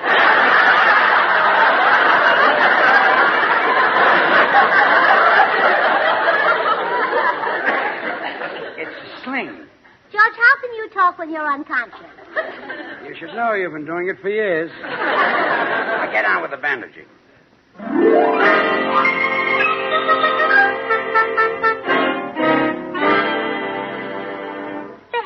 I've used up all the tape in the gauze. Well, girls, how does my patient look? Like a mummy. Yes, Mrs. Burns, I'm afraid you've overdone it a little. He can't move. I don't think he can even breathe. Yeah, you gotta take the finger off. I can't move. Why did you put the bandage across his mouth? Well, it says right in your handbook that an injured man should be kept quiet. That's the only way I could do it. Yeah, but I can't move on. You gotta take it off. Gee, I hope I'll pass my first aid test. Oh, hey, excuse me, girls. There's someone at the front door. Mrs. Burns? Yes? I'm Dr. Redler. The Fidelity Insurance Company asked me to drop by and see Mr. Burns. Oh, my goodness, Doctor. You must be having a hard time if you have to sell insurance on the side. I'm not selling any insurance. Oh. Can't make a go of that either, huh? Mrs. Burns, I am here for one purpose only. No, well, look, I'll make a bargain with you, Doctor. If you pass on my first aid test, I'll talk my husband into buying your insurance. If you'll only let me explain why I No, came here. come on, Doctor. Come in and examine my husband. We're there. I don't know how we got there, but we're there. I would love to examine your husband. Oh, good. Now step right this way. George, dear, this is Dr. Redler from the Fidelity Insurance Company. He's going to examine you. Oh, wait, take this guy off my head. Wait, stop! What happened to him? Well, we imagined he was hit by a truck, so I bandaged him up. Well, trying to take out accident insurance after the accident, eh, Burns? Oh, he really hasn't been in an accident, Doctor. No, those bandages are only make-believe. They're phonies. So that's it. He's trying to collect on a fake claim. Well, thanks to these Girl Scouts, your fraud was detected. Burns, after I report this, no insurance company in America will issue you a policy. A good day. Well, George, I guess I passed the first aid test. My bandages fooled the doctor. Oh, look, girls, he's happy for me. Happy? Yes, he can't applaud or whistle, so he's pounding his head on the floor.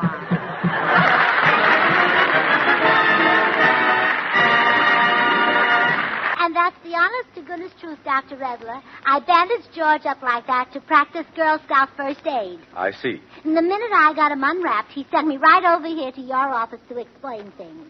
Now, can he have the insurance? Well, I'll still have to examine him before I decide that. Oh, well, don't bother, Doctor. He's very healthy. A mass of muscle. Of course, he does have a few teeth marks on him.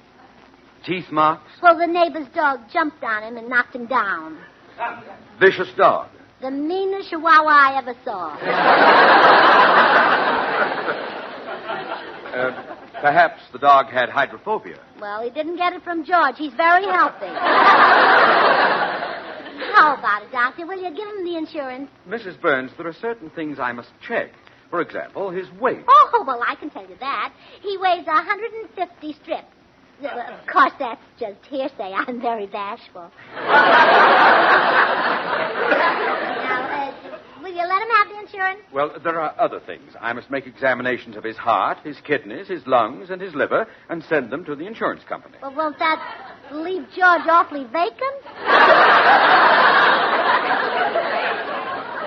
I send the examinations, not the organs themselves. Oh. Then I'll have to make a blood count. Do you know what type of blood he has? Yes, it's sort of reddish. I meant type A or type B. Has he ever given any transfusion? Oh, sure. He's made a dozen trips to the blood bank to give a pint of blood. Really? Yeah. Really? One more trip and they'll have the pint.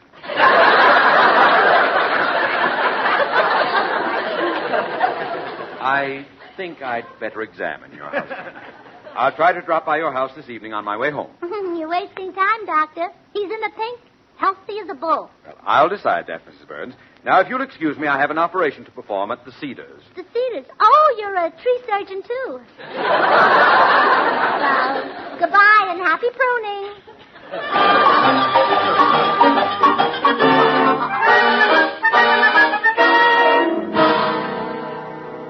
Well, I fixed everything up, George. You'll get the insurance all right. Oh, good. And now I must get back to my Girl Scout work. Gracie, leave the Girl Scouts alone. They've been doing fine for 37 years. Why should I leave them alone? They'd like to try for 38. But, George, they need leaders. I must heed the call of duty, just as women have always done in time of need. You see. Did Joan of Arc hesitate? No, she got busy and built it.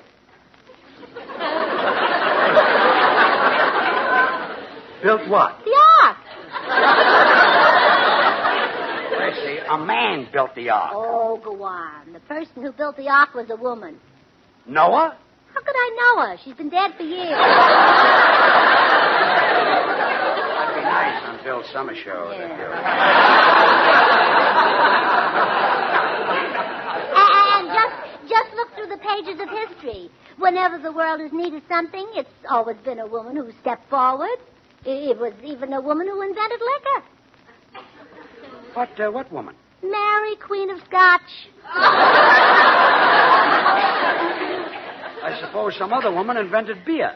No, but if it weren't for a woman, you'd have nothing to drink it out of. Don't tell me Gertrude Stein. Stein. Yeah. That's coming. So you see, George, I'm heeding the call of duty. Yes. The Girl Scouts need me. And as soon as Bernice and Peggy and Lil come back, I'm going to take them for a hike in the woods. Wait a minute. You can't take those children on a hike. Why not? You get lost when you go to the market. Well, don't worry. I won't take them to the market. Gracie, you don't know anything about the woods. I'll bet that you couldn't tell rabbit's tracks from bear tracks. Oh, George, don't be silly. Animals don't run on tracks. Look, I can't let you get lost with those girls. I better go along and help you. We're old enough to get lost by ourselves. Yes, that's... come in. Here we are, Mrs. Burns, all ready to begin our expedition into the forest. Yes, we're anxious to get started. Let's hit the road. Look, girls, I can't let you go into the woods alone. My husband thinks he better go along, girls. I insist on it. And if I don't go, Gracie doesn't go. Let's have a conference, girls. We've decided that it would be a great pleasure to have you accompany us, Mr. Burns. Yes, we'd love to have you. We're hooked. Very well, I'll go get my book. Come in. Wow. Hi, Burnses.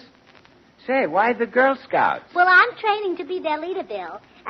This is Bernice, Peggy, and Lil. Girls, you remember Bill Goodwin? Oh, yes. Mrs. Burns pointed you out to us. How do you do? It's a pleasure to meet you. Hubba, hubba. Well, hello, girl. Gracie's taking them for a hike in the woods, Bill, and I'm going along for protection. Good idea, George. If they leave you here, something might happen to you. Some more summer stuff, I guess. Bill. Yes. I'm going to protect them. You? Yeah, he can do it, Bill. He's a regular Daniel Goon. Daniel Boone. No, I like it her way better. When George was a boy, he practically lived in the woods. Gracie, when George was a boy, everybody lived in the woods. Listen, Bill, without me, they'd get lost. They wouldn't know which direction to go. Well, I'm not afraid of getting lost. The only thing that'd scare me is if we met a wolf. Yes, wolves are terrible. I hate wolves. Well, I guess I know when I'm not wanted.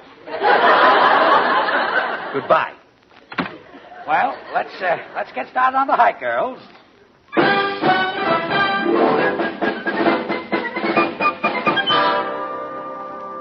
How far do you think we've gone, Mr. Burns? About 8 miles, Bernice. 8 miles. And look at George. He's as fresh as when we left home. Sure. Well, this is far enough. Let's get out of the car and start hiking. I'll park here. Boy, it's kind of hot here in the woods. Now watch, kids. I'll teach you an old woodsman's trick. You just grab a handful of these green leaves and rub them over your face. It cools you off. Mr. Burns, you shouldn't do that. It's a mistake. It won't cool you off. It's poison ivy. Oh, my gosh. Oh, well, not much further to go, girls. Let's jump across this little creek. I'll go first. There. Now you, Bernice. That's fine. Peggy. Atta girl. Come on, Lil. Good. Now you, George.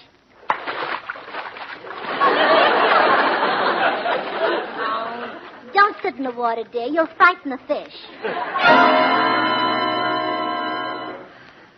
Thank goodness we're almost back to the car. I'm completely exhausted. I'm awfully tired myself. I'm pooped. Come on, girls. Come on. It's only a little further. What are you dragging for? Well, George, it's not easy for us to carry you. Keep moving.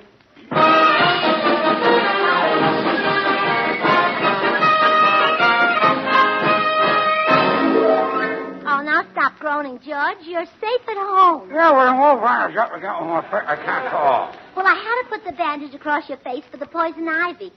Girls, are you almost through? Yes, Mrs. Burns. I put both of his arms in slings to relieve his sprained wrist. I taped up the Charlie horse in his leg. I bandaged his chest. Well, you're the smallest, so you get the smallest job. Gee, he looks like a mummy again. Come in. Well, here I am, Mrs. Burns, ready to examine that healthy husband of yours. I've got a whole trouble. Still practicing first aid on him, eh? Well, I'll just take this bandage off his face so that I can see how he... Good heavens! He looks like he's got smallpox. Well, you see what happened? Burns, you conniving scoundrel! Not only will I refuse you insurance, but I'll have this house quarantined. Good day! Gracie. Quick, girls, put the bandage over his mouth again. Oh, what he's about to say, no Girl Scout should hear.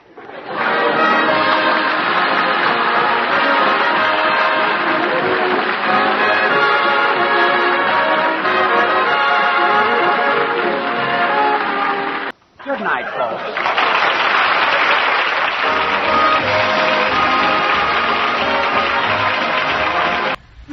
Yes, it's Maxwell House Coffee Time, starring George Burns and Gracie Allen.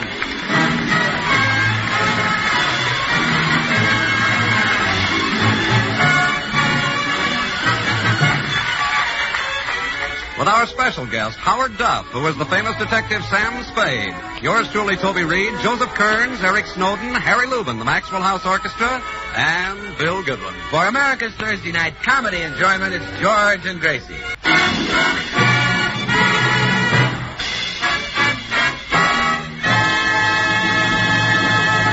Many people say that Gracie is responsible for George being where he is today, and that's certainly true.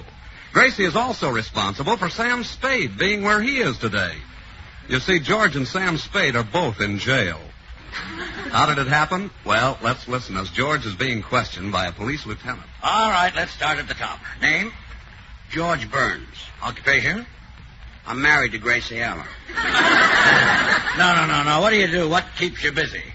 I'm married to Gracie Allen. Let me put it this way. What's your source of income? I'm married to Gracie Allen. All right, skip it. What's your age? Approximately 42. How come you look older? I'm married to Gracie Allen. What's your address? 360 North Camden. All right, Burns, now suppose you tell me why you're in this jam. I'm married to Gracie Allen. You're in a rut. Hey, Spade, how come you're in this jam? He's married to Gracie Allen. You know, Burns, you and this Spade character are accused of murder. Now, suppose you tell me the whole story right from the start. Okay, Lieutenant. It all started last Sunday night. I was sitting home listening to the radio with my wife. I'm married to Gracie Allen. Yes, that part I know. Take it from there. Well, Gracie and I were listening to the adventures of Sam Spade. The program was just finishing. All right, Jenkins. Let's take a little ride down to headquarters. Me, sir? But I wouldn't murder Mr. Benson. I've been his butler for 20 years. Don't play innocent. I know you pulled this caper, and I've got enough evidence to put you right in the hot seat. But, Mr. Spade, I didn't do it. Say that malarkey for the warden. You were clever, Jenkins, but not clever enough. I think I'll call this the careless butler caper.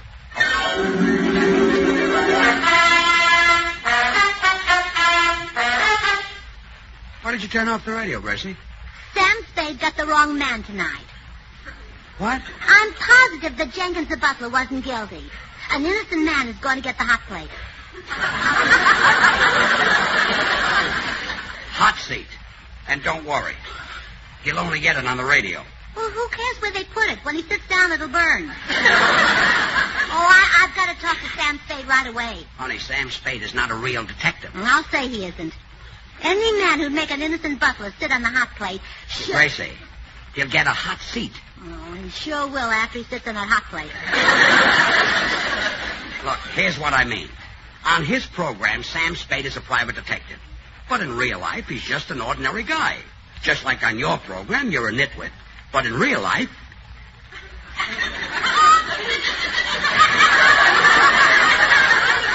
that won't work. Anyway, Gracie, what you just heard was only a radio program. I know that. The real crime happened last week. Every Sunday night, Sam Spade broadcasts his most thrilling case of the week. You still don't understand. Sam Spade is just a character. I'll say he's a character. Making that poor innocent butler sit on a hot plate. Hot seat. Let me try to explain this once more. Sam Spade isn't even the fellow's real name. He's the brainchild of Dashiell Hammett. Oh, you mean his real name is Sam Hammett? No, his real name is Howard Duff. Then why isn't his father's name Dashiell Duff? Look, Sam Spade doesn't have any actual father or mother. He came from Dashiell Hammett's typewriter. Oh, George, you're so innocent.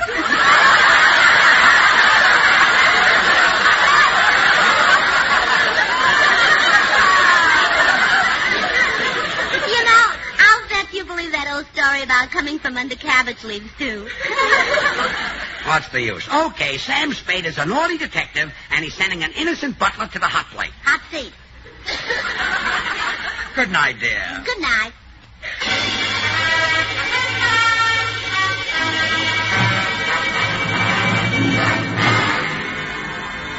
Well, Lieutenant, I didn't think any more about it. I was tired. It was past my bedtime. What time was it? It was after 9. Gee. So I went to bed thinking Gracie would follow me. Instead, she followed Sam Spade. Oh, what do you mean? Let me tell you about that part of it, Lieutenant. Okay, Spade. Well, I'd finished my regular Sunday night show at the broadcasting studio, after which the actors lingered on for a little bull session, you know, who stepped on whose lines, I want a bigger part next week, and so forth. So, it's about 10 when I step out into the California night air, which is also about 10. But, there's no snow, so I decide to walk home. I haven't taken 2 steps when this little lady grabs me by the sleeve and says, "Are you Sam Spade?" Well, if I had known then what I know now, I would have thrown myself under the wheels of a passing Sunset bus. But I'm a ham, and I figure she's maybe a fan, so I answer in my best Pasadena Playhouse voice. Why, yes, I'm Sam Spade. The butler didn't do it. Huh? You've got the wrong man. The butler didn't jerk that kipper. Jerk that kipper? Yank that copper? You mean pull that caper? That's it, yeah. You sent an innocent man to jail. No, I didn't. Yes, you did. Lady, I think you're a little mixed up about me. I'm just an actor on CBS. That's what everybody says. Look, little lady, I'm tired. It's been a tough day. I'll see you around, huh? Now, just a minute, Sam Spade. I heard you arrest that butler. Now, you've got to let him go free. You wouldn't give me a rib, would you? Anything to free that butler. Which rib do you want? I'll tell you what. Why don't you write me a letter? With a dull pencil. Don't use anything sharp. Uh-huh. I'll do better than that. I'll come to your office. Where is it? I haven't got an office. Oh, playing cagey, huh? All right. I'll come to your house. Where's that? 321... Oh, no. I'm not talking. I want to get some sleep tonight. So long. So long.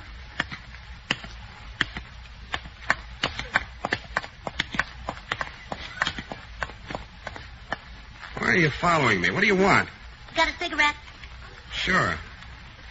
Here you are. Thanks. Got a match? Sure. Want me to light it for you? No, thanks. I don't smoke. Then why did you ask me for a cigarette? Well, I thought I'd better have it in case somebody asked me for one.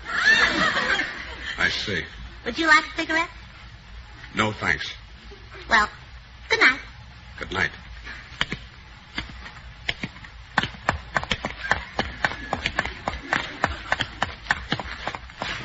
Okay. Now what? Got the time?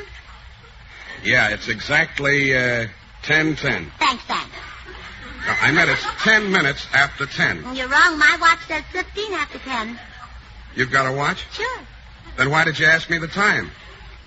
Want a cigarette? No. Well, good night. Good night.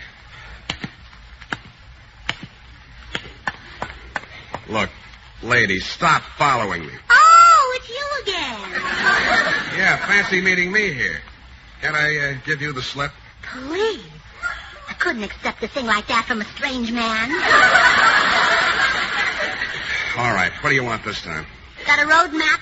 A road map. Are you lost? No. May I make a suggestion? What? Get lost. Well, good night. Good night.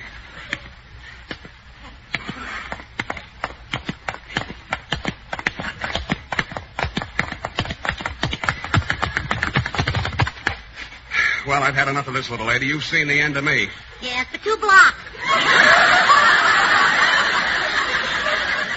This time I'll lose you. Hey, taxi.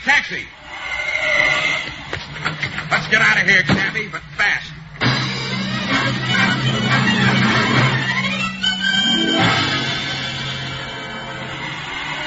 Here's my house, cabby. Pull up. That was real driving, buddy. Keep the change. Good night. Good night.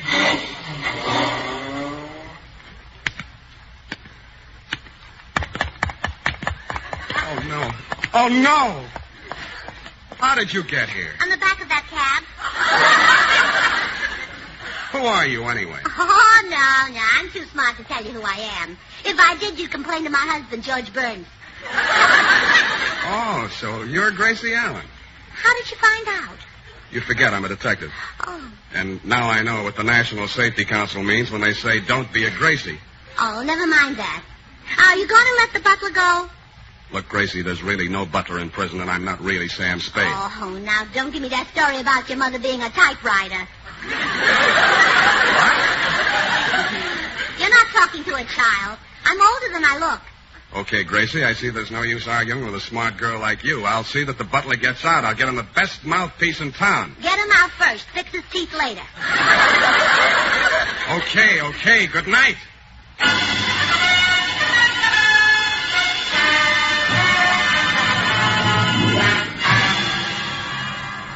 Well, Lieutenant, I thought that would be the end of the episode. But it wasn't, huh? Brother, you haven't heard anything yet. The next morning... Wait a minute, Mr. Burns. Before I listen to any more of this story, I'll have to send out for some aspirin. Yeah, have some of mine. Hey, how come you walk around with your pockets full of aspirin? I'm married to Gracie Allen.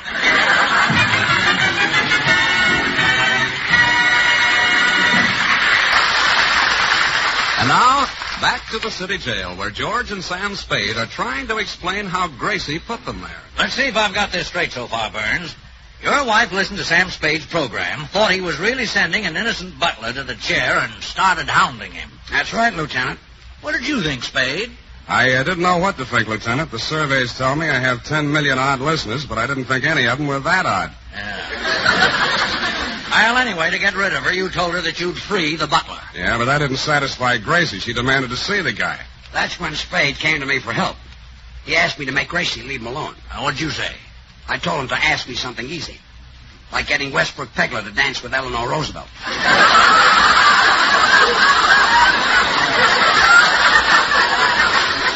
Mr. Burns, why do you put up with a wife like that? I'm too old to go back to Gus Edwards. Besides which, I happen to love her. Well, so what did you two decide to do? Well, there was only one thing we could do. That was dig up the actor who played the butler in my program and let Gracie see him. Which we did. Yeah, and that's when we really got into trouble. Well, tell me just what happened. Okay. Spade was giving the guy his final instructions. Now, remember, Claude, you're Jenkins the butler, and I have set you free. Don't worry, I'll have Mrs. Burns crying like a baby. In radio, they don't call me the male Ma Perkins for nothing. Oh, come on, Gracie's in the next room. Honey, here's Sam Spade. Yes, Miss Burns, and I've freed the butler. Here he is. How do you do, madam? It is the butler. I recognize that voice. Oh, I'm so happy for you, Jenkins. What will you do now that you're free? I shall return to the home of my youth. Where does your youth live? I had reference to my birthplace, madam. Dear old England. I shall go back there to regain my health. Really? Yes, America is nice, but I'll take Liverpool. Well, you don't have to go to England for Liverpools. They're made right here. Oh, yes, that's Carter's little Liverpools. They're taking Liverpool is the name of a city. Yes, now, thank Mrs. Burns for getting you out of jail and then disappear. Madam, your beneficent intervention has terminated a most injurious and humiliating incarceration. You'll never know what that means. Well, I won't unless you shorten the words. Goodbye, Jenkins. Farewell all. I go to a new and better life. Oh, goodbye. Write me from Kidney Creek. Liverpool. Well, I was in the right neighborhood. Goodbye. Well, that takes care of that, eh, George? You said it. I'll be running along, too. Goodbye, Gracie. Just a minute. Now, look. If the butler didn't murder Mr. Benson, who did? Huh?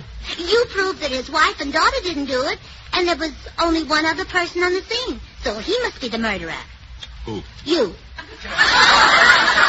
Me? Confess, Sam Spade. You murdered Mr. Benson. But I had no motive. Then you did it with something else. Look, Gracie, Hand me my lipstick, George. I'm going to give him the 3rd degree. Lipstick? Well, I want to look nice when he shines that bright light in my face. You're supposed to shine it in his face. Oh, well, then give him the lipstick. I'm getting out of this madhouse. Goodbye.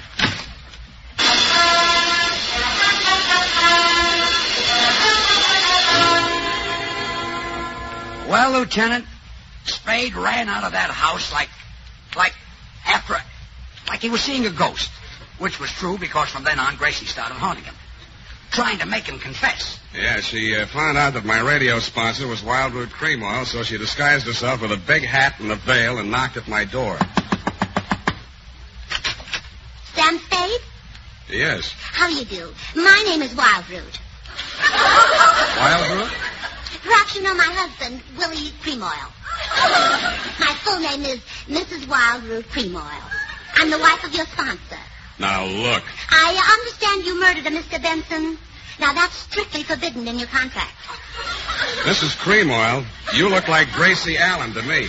Flattery will get you no place.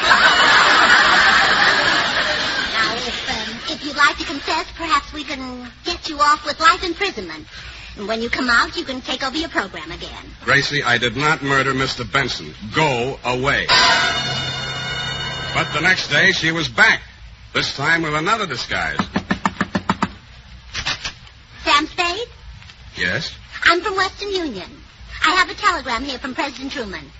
What? I'll read it to you. Dear Sam, confess. Signed, Harry. Any answer? Scram. Beat it. Go away. That's no way to talk to the president. Out. But the 3rd day topped everything. She posed as a private detective.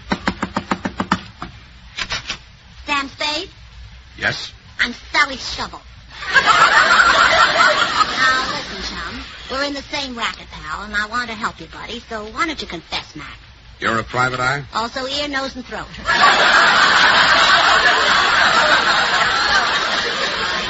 I put everything into my work. Now, confess, Doc. So you murdered Benson, so what? I've been mixed up with a few keepers. Or is it capers? In your case, it's keepers. Now go away. Well, Lieutenant, that's when Spade came to see me again, looking much older. Yeah, we hit on a brilliant scheme. We decided that I should confess the murder, then George would pretend to take me to the city hall to surrender, and Gracie would forget the whole thing. But Gracie did something we didn't count on. What was that? While I was going to pick up Spade, she called the police. Oh, yes, that's where I come into the picture. She called me. I suppose you tell us what happened then. Well, when I got to the house, she said... There's a desperate criminal on his way here to confess a murder. As soon as he confesses, you can grab him. Don't worry, lady. Oh, that must be him. Yeah, you wait in the next room. He may be armed. Oh, he is. There's one hanging from each shoulder. You call me if you need. Oh, hello. Where is everybody? Never mind. What's your name? Bill Goodwin. What did you do with the body? I took her home. What did you do then? I dumped her out. Oh, she was dead, huh? Well, sure, that's why I took her home. You've done a pretty terrible thing, young man. Tomorrow I'll send her some flowers. Oh, you're a real killer. Oh, sure. Now tell me everything you did tonight. I will not. Who are you, her father? No. Well, in that case, I'll tell you that. Another fellow and I double dated. We met the girls, and the four of us went into a restaurant for dinner. Well, officer, did he confess to murder? Bill Goodwin. He confessed everything, Mrs. Burns. He got mixed up with a girl, and now he's headed for the chair. You're nuts. When I get mixed up with a girl, I head for the divan. I mean the electric chair. You killed a girl. Are you kidding? Yes, officer, this is the wrong man. Sam Spade is the one you want to arrest. Sam Spade is in trouble? Oh, gee, I was going to hire him to find someone for me. Who? Girl about 5'2", red hair, green eyes, terrific figure, drives a Cadillac convertible. Oh, when did you last see her? Who's seen her? I want Spade to find me one like that. So long.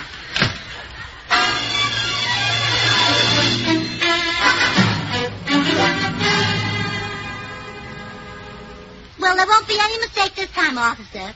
Here comes my husband up the walk with the real murderer. Yeah, anyone can tell that guy's a criminal. Look at that low forehead. That's my husband. Oh. Well, this time I want to hear the confession before I make the pinch. I'll just duck into this closet. Oh, poor Mr. Spade. I hate to think of him sitting in the electric chair. With those long legs, he'll be so uncomfortable. Well, here he is, Gracie. Ready to confess. Yes, I can hide the truth no longer. I killed Benson. Why did you do it, Mr. Spade? That man murdered my mother, ruined my father, tortured my sister, and robbed my brother. Oh, then it was nothing personal. No, I just didn't like him. Oh. How did it happen? Benson was standing in a bar, see? I walked up to him, let him have 2 slugs, and he fell to the floor. Oh. Couldn't hold his liquor, huh? You let him have 2 slugs from a pistol. Now keep quiet and let the man confess. Yes, dear. I never gave him a chance, see? I shot him down in cold blood. As he lay on the floor, I pulled the trigger again and again and again. When the gun was empty, I stood over his body and laughed like the fiend that I am. I should be locked up for 20 years, 30 years. I'll make that 40. Huh? Who are you? I'm Regan from Homicide. I called him over to hear your confession. Okay, come on, Spade. Officer, wait a minute. Let me explain. Mr. Spade and I cooked this whole thing up together. Oh, an accomplice. I'll take you along, too. Wait a minute. I've never done anything wrong in my life. Well, of course not. He's my husband. The man who married me. All right, so I did one thing wrong. Come on, you two.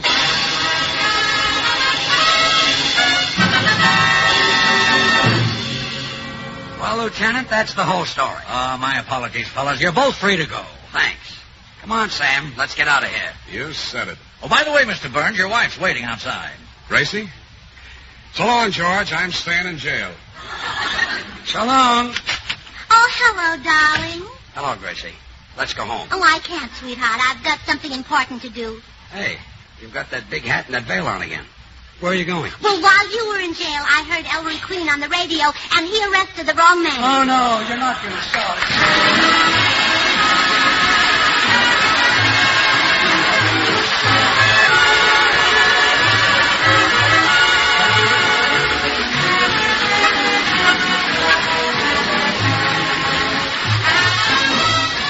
Join us again next Thursday when we'll all be back. George Burns, Gracie Allen, Bill Goodwin, Harry Lubin, and the Maxwell House Orchestra, and yours truly, Toby Reed. And now, here are our stars. Well, Gracie, next week we're going to have 2 guest stars. Mr. and Mrs. James Mason. James Mason? He's that wonderful English actor who's so mean and so rough with women. That's the man. Gee, he might hit me. Oh, but with you here, he wouldn't dare. You said it.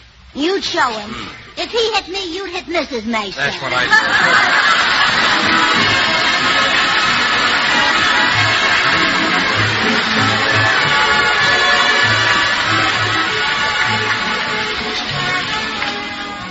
said. Ladies and gentlemen, let's all remember to help the National Safety Council in their campaign to cut down the terrible toll of home accidents. Be safe. Be careful. Don't be a Gracie. Good thing. The easy way. Do you like good things the easy way? Then get instant Maxwell House coffee. So good. So good. True coffee flavor and fragrance, because instant Maxwell House is not a so-called coffee product. It's all pure Maxwell House coffee in instant form. And so easy. So easy. Instant Maxwell House means great coffee instantly in your cup. No fuss, no muss, no bother. Today, try Instant Maxwell House. Instantly good to the last drop.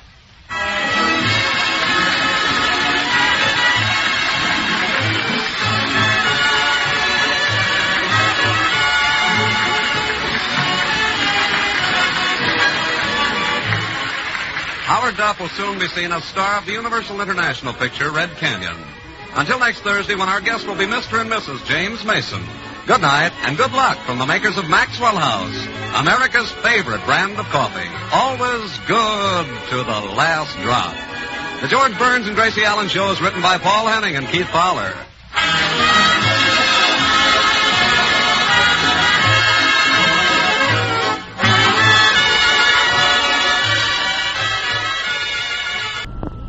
Yes, it's Maxwell House Coffee Time, starring George Burns and Gracie Allen.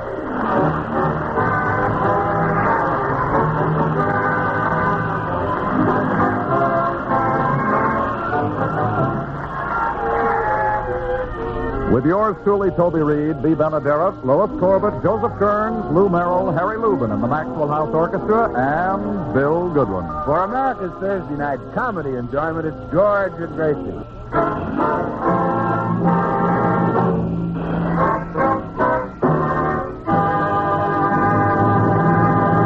Well, if any new fad comes along, you may be sure that Gracie will fall for it. Her latest enthusiasm is handwriting analysis. And we find her now telling her friend Blanche Morton all about it. I tell you, Blanche, it's absolutely uncanny. This man can tell you all about yourself just by looking at your handwriting. You don't say. Yes. All I did was send him my signature, and he told me the most intimate thing. What'd he tell you? He said, "You are a woman." No. Yes. That's all he tells you for $1. Then you send him more money, and he tells you more. Gracie, if you ask me, this handwriting expert is a charlatan. Yeah, isn't he wonderful? I mean, you shouldn't send him any more money. Oh, but wait till you hear what happened when I sent him George's handwriting. He analyzed it and decided that George shouldn't be in radio. I was wrong. Send him more money.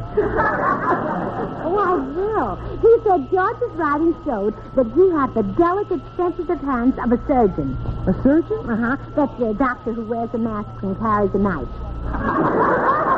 Thanks. Just think, George is a surgeon and doesn't know it. Blanche, are you busy this morning? No, why? Would you let George operate on you just to get the feel of it? You don't just suddenly become a doctor. It'd be years before George could open up an office. Well, I don't care about an office. I want him to open up people. I mean, he has to study to become a doctor. Well, that won't take George long. His natural instinct is to be a doctor. He's only stayed in show business because he had to give me a job. That's the only reason he's in show business. What? It's true, it's true. I've heard dozens of people say, if it weren't for Gracie, George wouldn't be in show business. Yes, but what they meant was... It's my fault, Lance. My fault that George isn't a doctor. So it's up to me to release his natural instinct. And you can help me. He's not going to carve on me. Uh-oh. I hear him coming down for breakfast. Now, when he walks in, you act like a patient, and we'll see how he reacts. Stick out your tongue and all that. Well, I'll do it, but it's silly. Here he is. Good morning, dear. Oh, hello, Blanche. George, take a good close look at Blanche. Before breakfast? Yes. Okay. Well, right back to you. George, Blanche did that to show you how she feels. Well, I feel the same way about her. Don't you think she looks a little peaked? Yes, her head is very peaked. Give him another look, Blanche. What do you think she should take? Arsenic. Write that down, Blanche. I told you this was silly, Gracie. I'll see you later. What kind of a routine was that? Well, did it stir something deep inside of you? Yeah, but I'm going to try to eat anyway. Very well, Doctor. Huh? Doctor? Well, how does that sound to you, dear? You like me to call you a doctor? Yeah, but you better call one for yourself, too. What's this all about? Well, I sent your handwriting in to be analyzed, and you're in the wrong business. You have the hands of a surgeon. What? Your handwriting has revealed the inner you, the real George Burns. You were never meant to be an actor. That's why people laugh at you.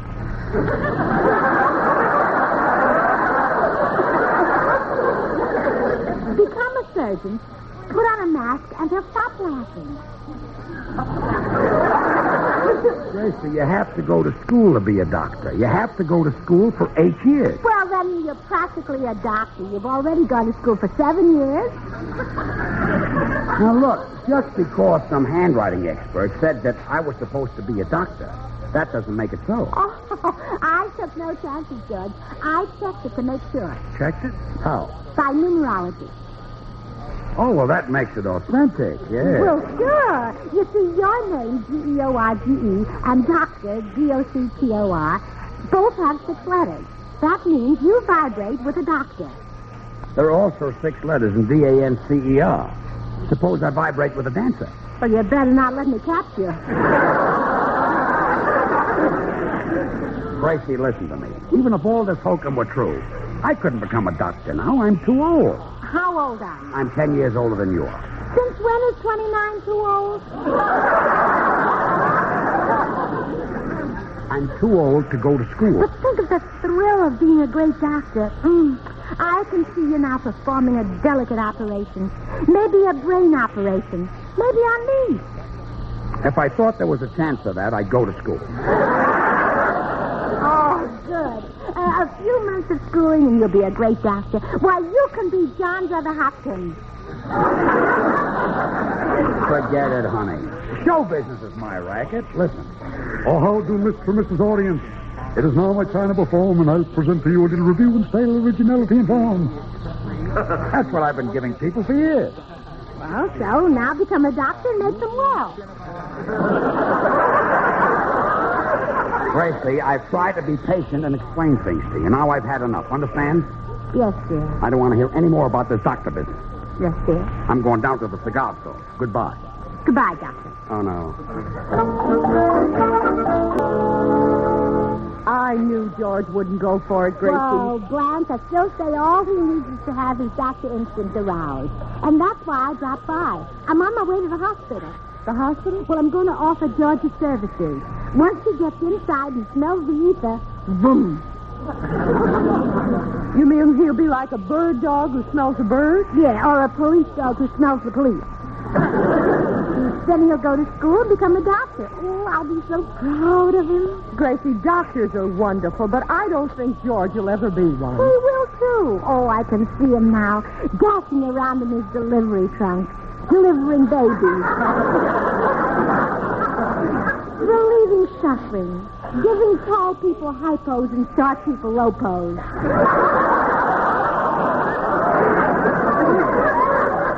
You know, George might even discover a new germ. Oh, Gracie. Well, they discover new ones every day. Like that germ that makes people drunk. What germ makes people drunk? Streptococcus. Gracie, George couldn't even be a witch doctor. He could, too. You just bring him a sick witch. Well, I'll see you later, Blanche. I've got to get to the hospital.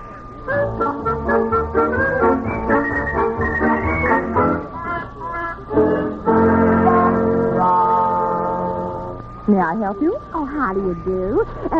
This is the largest hospital in town, isn't it? Yes, this is a general hospital. Well, I'd like to speak to the head man. Is the general in?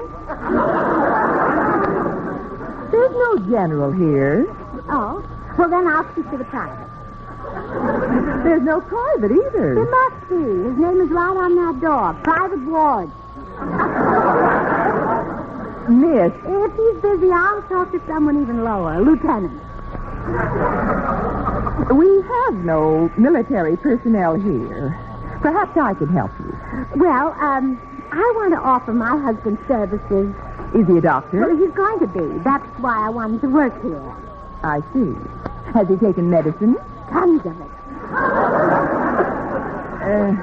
Perhaps you'd better talk to Dr. Powell. He's the hospital superintendent. You'll find him in the experimental laboratory down the hall. Thank you.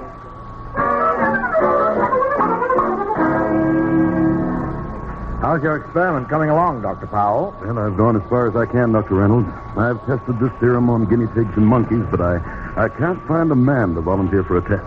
Exactly. What will the serum do? Well, if it works, you live to be 100. And if it doesn't? No one knows. That's why I can't get a volunteer. I've advertised in the paper. I've offered money. There doesn't seem to be any man brave enough to risk it. Maybe you can find a condemned criminal. I'm in. Dr. Powell? Yeah? I'd like to offer my husband services. Ah, at last, a volunteer. You can use them, huh? Oh, yes. Sit down and let's fill out these vital statistics. Name? George Burns. Sex? Oh, but I know what that is. Well, you should. You're a doctor. Yes. What's his height? 5'8", or 5'10" after a poker game. 5'10" after a poker game? Well, he tiptoes in so I won't hear him. I see. Weight? Now, I'm not sure what it is now. Sometimes he weighs as little as 140 and sometimes as much as 170. Well, I'll put it somewhere around the middle. Oh, good. That's where he puts most of it. Where was he born? In New York. He was raised on Pitt Street. I see. He grew up on the east side. He's no freak. He grew up on both sides. Yeah. Now, one question about his physical condition. Are his nerves steady? I don't know. The rest of them wobble quite a bit. Well, I'll substitute another question. How long has he been married to you? 15 years. Steady nerves. Mrs. Burns, send your husband right over. We'll be waiting for him. Oh, all right. Just one thing, Doctor. Be sure to let him smell plenty of ether. Well, I really prefer to give him some local anesthetic. Well, I don't care where it's made. Just give him plenty of it.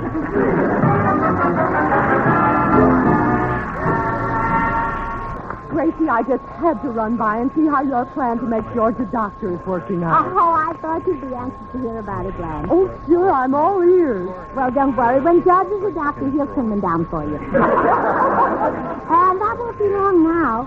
I got him a job at the General Hospital so he can smell the ether. What kind of a job? Well, I don't know. It's in the experimental laboratory. Well, gee, that's where they work with microbes and bacteria. I hope George doesn't bring any home. Oh, Blanche, you know he wouldn't steal. Well, what will George say about this job? Oh, I won't tell him about the job. I'll trick him into going to the hospital, and his instinct will do the rest. Well, you better start tricking. Here he comes up the walk. Now, watch how I handle him, Blanche. Hello, dear. Hello, George. Well, aren't you going to speak to Blanche? Oh, sure. That's nice. Well, as I was saying, Blanche, this doctor wanted George to sing at the General Hospital, and I said, well, doctor, he hasn't got time. Wait a minute. At the General Hospital? Sing? Me? No, please, dear, I'm talking to Blanche. So I said, my husband is much too busy to sing at a hospital. Hold it. Somebody wanted me to sing and you turned them down? Yes. Yeah. Dr. Powell called from the General Hospital. He seems to think your singing would help the patient. Well, he's right. I've been writing her a letter to Virginia where I met her. And now I feel better because I know I'm going home. You see, Gracie, a voice like mine is soothing. It eases pain. It's like a shot of morphine. You're not kidding. Cool to morphine. When George gets to the hospital, they'll have a real dope. Yeah. Now, where'll I find a Dr. Powell? Well, in the experimental laboratory. Well, don't expect me back until late. I'll probably do about 8 or 9 of my routines. I'll see you later. I'm writing her a letter. Oh, you know, I hated to take him down, but it's worth it. Someday he'll be a great surgeon. That'll be the first time a ham ever did the carving.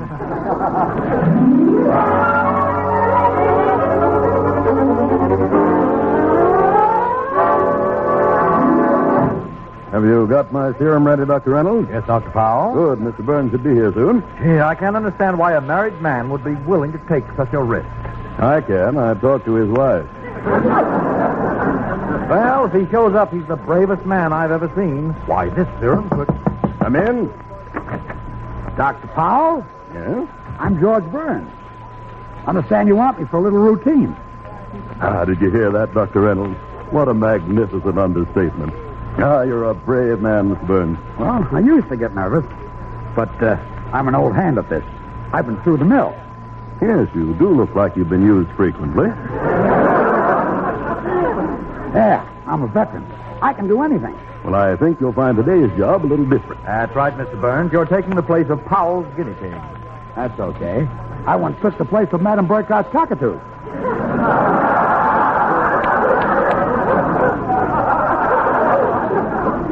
That's the time I laid an egg. Hey, you can do anything. I whistle, too, you know. Well, before we start, let's check your condition. Dr. Reynolds, will you take his pulse down? Certainly. 1. Do we have to bother with this? I'm raring to go. Oh, we admire your spirit, Mr. Burns, but you must realize that you might die. Not with my material. Well, of course, we do have hope. Hope? You better put me on ahead of him. He's tough to follow. Oh, what a man. Jesting at a time like this. 2.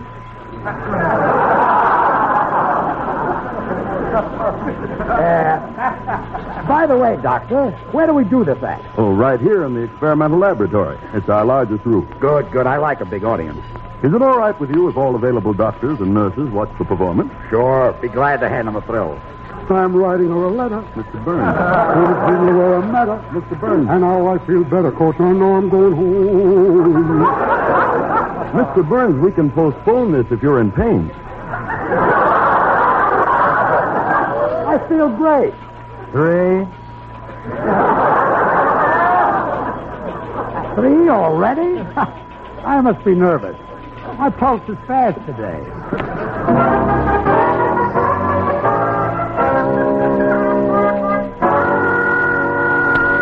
Hi, Gracie. How come you're going in the hospital? Oh, hello, Bill. I'm going in to visit George. What's the matter with him? Oh, he isn't a patient here. He's inside smelling the ether. What for? Well, I'm trying to get him out of radio. Well, that won't do it. He's still in radio, and he's been smelling up the ether for years.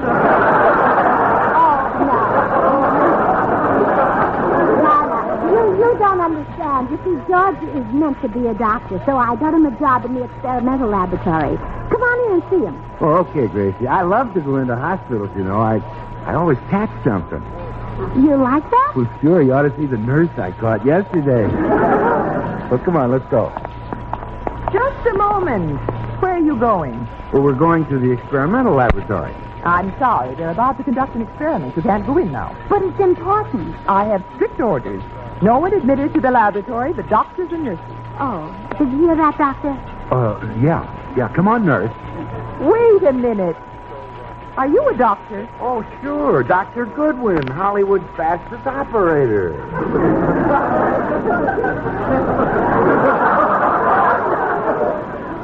Where do you operate? Well, mostly in Griffith Park.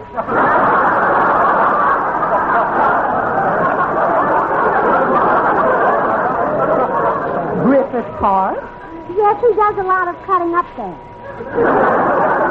Come on, Doctor. One moment, Mr. Goodwin. I've seen you around this hospital before. You were chasing one of our young nurses. Oh, well, yes, I wanted to have a consultation with her. That's ridiculous. The girl was just a beginner. She'd had no experience. Oh, no, then why did she run? Yes.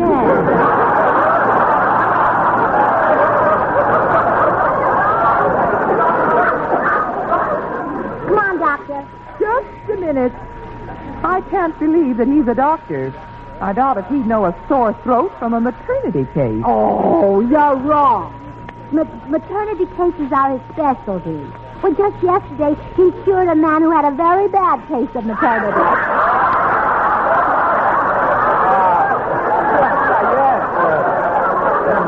Well, I tell you, what she means is that this expectant father was very nervous, you see. The poor guy was pacing the floor saying, will it be a boy or a girl? Will it be a boy or a girl?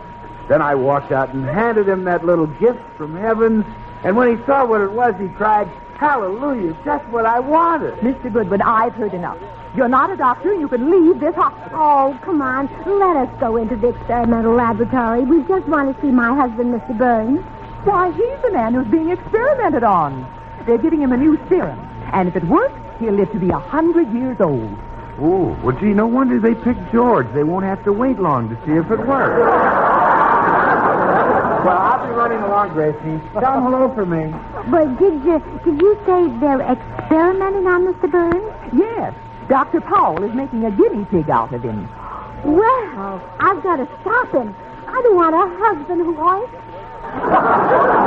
I'm sorry, you can't disturb the experiment.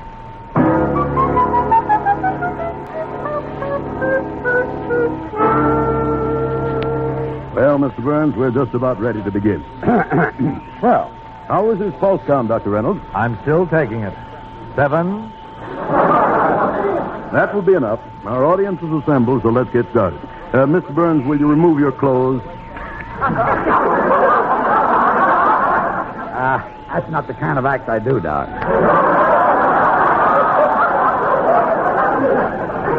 You should have gotten Gypsy Rose Lee. Oh, what courage. Joking right up to the last minute. Come, Mr. Burns. Time is short. Take your clothes off. Well, do I have to? Yes.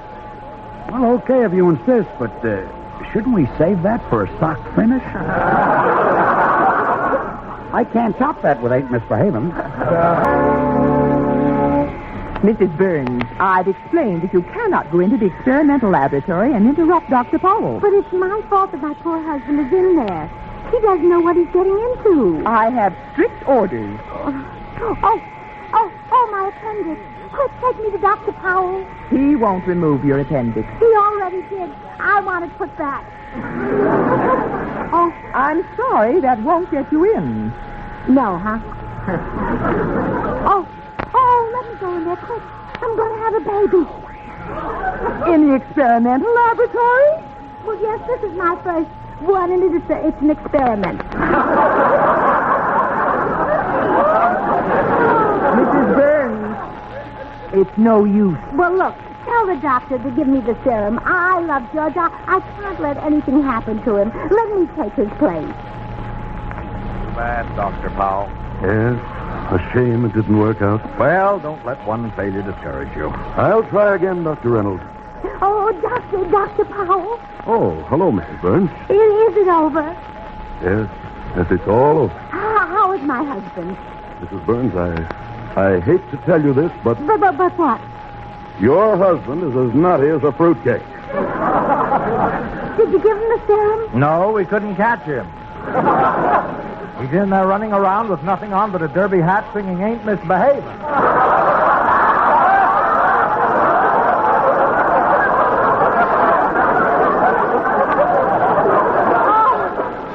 Oh, my goodness.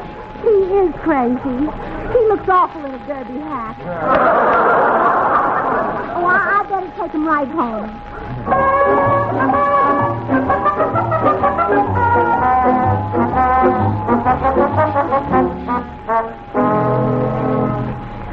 Oh, good night, dear. Happy dreams. Oh. George, you're mad at me because I tried to make you a doctor. Oh, how can I stay mad? You did offer to take my place when you found out the experiment was dangerous. Well, sure, I love you. Well, you wouldn't love me so much if I were a doctor. Their wives get no romance. No burning kisses? No, sir. Doctors don't have time for that. All a doctor's wife gets is a fast peck on the cheek. Well, then I'm glad you're an entertainer. Good night, dear. Good night. George, kiss me again. Okay. Good night, Doctor.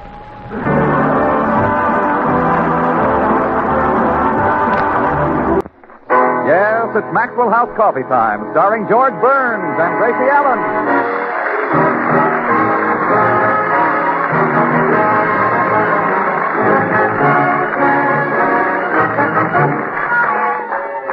With our special guest, Richard Widmark, yours truly, Toby Reed, Bea Benaderet, Joseph Kearns, Harry Lubin, the Maxwell House Orchestra, and Bill Goodwin. For America's Thursday night comedy enjoyment, it's George and Gracie.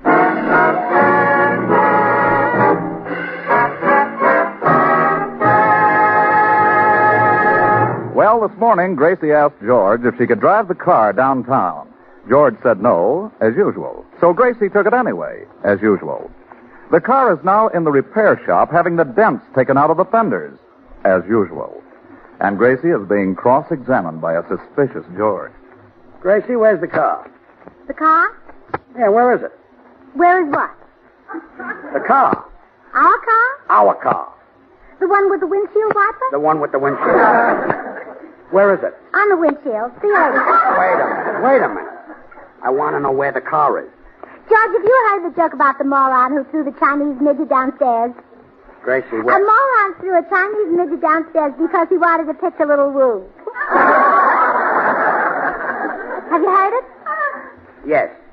I bet it's funny. Tell it to me. Gracie, I want to know where the car is. I went out to the garage and it's not there.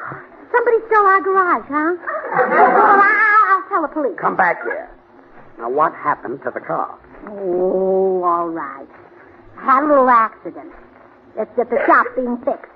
The fenders again? Yeah. Dents? I'd love to turn on the music.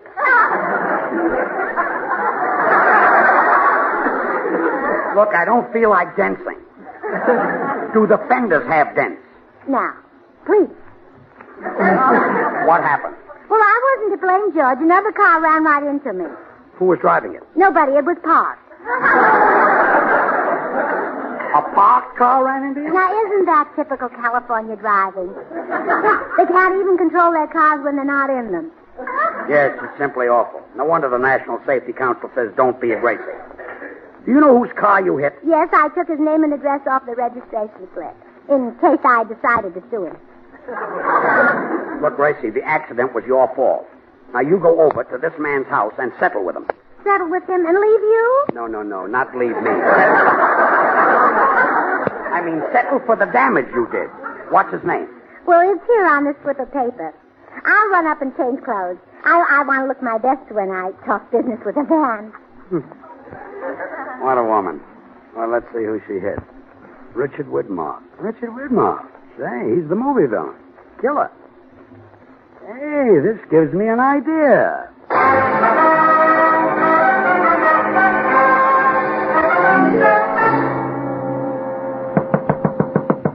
I hope Widmark remembers me. Hate to ask him for a favor if he doesn't know. Yes? Mr. Widmark? Yes, I'm Richard Widmark.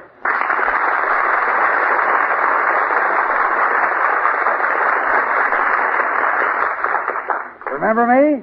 We met at the Friars Club. No, I can't place you. We played bridge together. Gee, I don't remember. You won $2.40 from me. Well, I'm sorry. I still don't place you. I never paid you the money. George Burns. That's me. I'm afraid my wife ran into your car this morning. Oh, is she the one? Yeah. Well, she's a menace to the road. My car was parked. I know. Dick, I want you to do me a favor. Scare my wife so she'll stop driving. Scare her? Yeah, you're the screen's greatest menace. So when Gracie comes over to see you, go into your killer act and frighten the daylights out of her. Oh, no, George. That's just for the movies. That character's creeping into my private life too much as it is.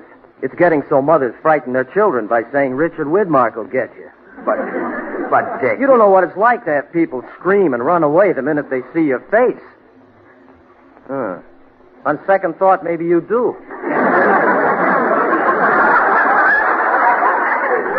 Come on, Dick. You'll be doing a great favor to every driver in town. Well, look, why don't you just tell her not to drive the car? What's the matter? Don't you wear the pants in your family? I not only don't wear the pants, I have trouble keeping on the shorts. Well, I'd do it, George, but my producer, Fred Colmar's coming over to discuss a new picture with me. Well, it won't hurt anything if he sees the act. Gracie has got to be taught a lesson. Well, all right. If it'll stop your wife from driving, it's worth it. Swell. Now, when Gracie gets over here, just pour it on. And be sure to use that vicious laugh of yours. It'll frighten her out of her mind. You leave it to me, George. I'll give her the full treatment. Hello, Dick. Am I early? Oh, hello, Fred. No, you're okay. Mr. Colmar, may I introduce... we know each other. We do? Yeah. We met at the Friars Club. Oh, really? Yeah. We played bridge together, remember? No, I'm afraid I don't. You won $4.20 from me. Oh, I still can't recall your name. He never did pay you. George Burns. Well, I'll be running along before Gracie gets here. Hey, how about paying us our bridge money? Oh, gee, I'll be glad to, but all I got with me is cash. See you fellas later. What a character. Well, Fred, how does the script for the new picture look? Sensational, Dick. This'll be your greatest role since you played Tommy Udo in Kiss of Death. Why, at the finish, it takes 15 policemen to kill you. Hey, wait a minute. It might take 15 policemen to kill a guy like Humphrey Bogart, but I'm no Bogart. No? No. I want 20 policemen. Well, you shall have them. Oh, you're really going great guns, Dick. You just won the popularity poll at the Hatchapay. The Hatchapay? That's a women's prison, isn't it? Yeah. Yeah, the inmates voted you the man they'd most like to be in solitary with. Gee, I'm flattered. Oh, that must be Mrs. Burns. Now, get a load of this, Fred. I'm going into my killer character and scare the daylights out of her. Oh, Dick, have a heart. The poor woman will faint dead away. What's the idea? She bumped into my car, and her husband wants me to teach her a lesson. Okay, but I better get the smelling salts ready. Now, watch this. Mr. Widmark? Yeah. I'm Mrs. Burns. I'm the person who ran into your car. You are, huh?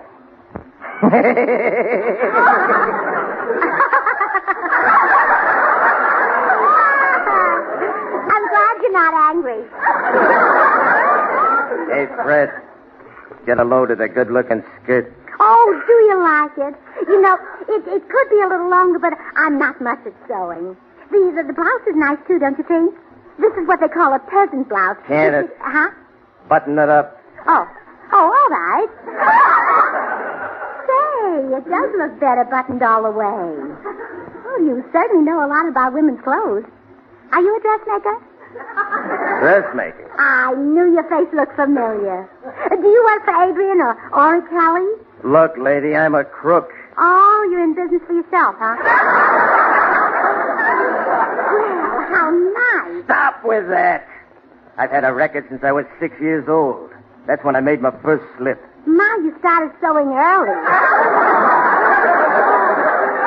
Hey, Fred, look who thinks I'm a dressmaker. What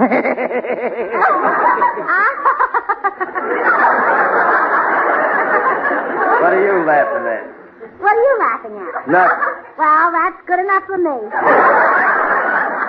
Oh, and now about your car. My husband will be glad to give you the money to fix it. I don't want his money. He'll have to pay me in blood. In blood? Yeah. They call me Widmark the Butcher. Oh, no, I think you better take his money. They call him Burns the Turnip. Oh, a wise dame, huh? Hey, Fred, give me a knife. There's a smart little skirt here I'm going to work on. Oh, would you? You know, I think if you let out the hem a little and... Quiet! What are you trying to do? Give me the needle? Well, if you like, I'll even thread it for you. You know what I'd like to do to you? No, what? I'd like to take you for a ride. Oh, please, I'm a married woman. And even if I weren't, I haven't necked for years. I'd be awfully dull. When I take a dame for a ride, we don't neck. Ah, you're pretty dull yourself. I'm talking about a one-way ride. I think I'll take you and your husband both. Oh, now that would make it dull. He's worse than either of us. What in the world would you do with her?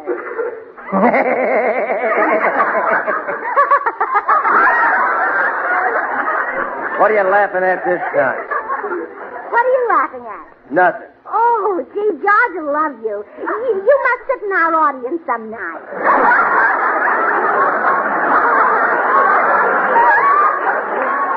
Now listen, I guess you don't know who you're talking to. Well, you know, I've been trying to place you. Where is your dressmaking shop? I haven't got one! You work at home, huh? Well, I I must tell the ladies in my club about you. You know, you're a sweet, kind man, and you deserve all the business I can throw your way. Look, lady, you got me all wrong. I sew people up in sacks. That's a lovely story. But I'll send the girls here so you can make a little money on the side. Toodaloo. Well, it's a good thing I got the smelling salts ready. Here, have a whiff, killer. Smoke. Could Burns have sent her over here just to rib me? Oh, no, he wouldn't dare do that. But why didn't she faint? I gave her the laugh and everything. Dick, maybe I better get Bogart for this picture. Oh, now, Fred, you wouldn't do that. I'll be great in the picture. Sure. I can just hear the moviegoers when they see your name on the marquee. Well, let down my hem. It's Killer Widmark. Wait till I get my hands on Burns.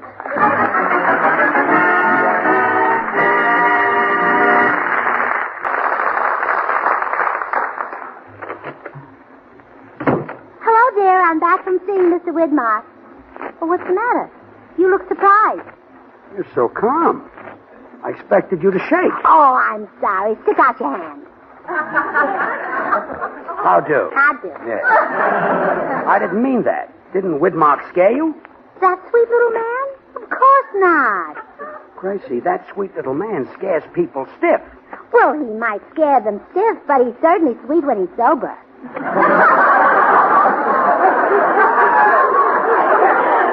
Gracie. He's so cute and jolly. You ought to hear him laugh. You know, if he weren't so skinny, he'd make a good Santa Claus. You found Richard Widmark cute and jolly? Mm-hmm. After I left his house, I went around and told my club members to send their dresses so he can let down the hem.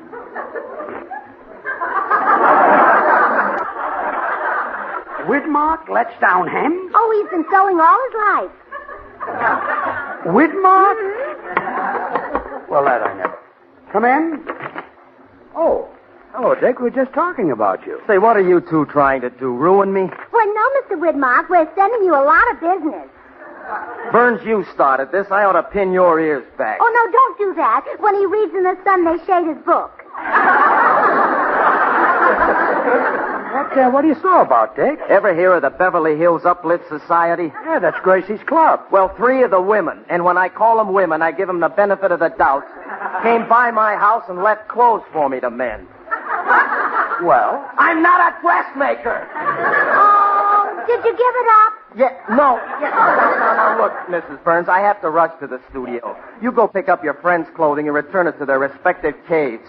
You won't fix them? No, my business is not stitches for witches. Now, here's the key to my house. There's nobody home. My wife's spending the day shopping. Goodbye. Hey, Dick. What? Why did you cross me up? You were supposed to scare my wife out of her mind. Brother, that's impossible. She's been gone from there for years.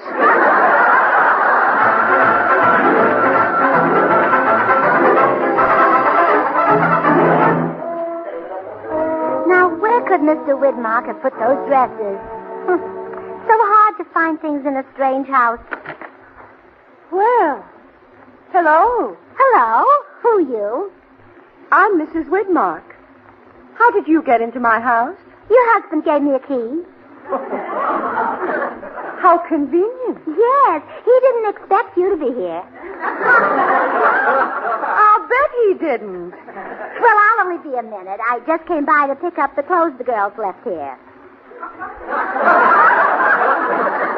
Girls left their clothes here? Mm-hmm. Why are you surprised? That must happen all the time with a husband like yours. Well, I was about to look in this closet. Oh, yes. Your husband hung them in here. I'm glad he was tidy. Let's see. This blue dress belongs to Blanche Morton, the gray one to Clara Bagley, and this big one is Maggie Eppinger. There were 3 of them? Uh-huh. There would have been more, but we just found out about your husband this morning. Well, I'm just finding out about him now. After this, when I go shopping, I'll take King Solomon with me. Wait till I get my hands on him. Why, you sound angry with him. I wish my husband had his ability. But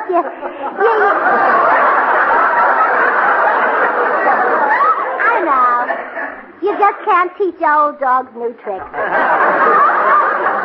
Look, I think you better take these clothes and leave. All right. Tell your husband hello for me.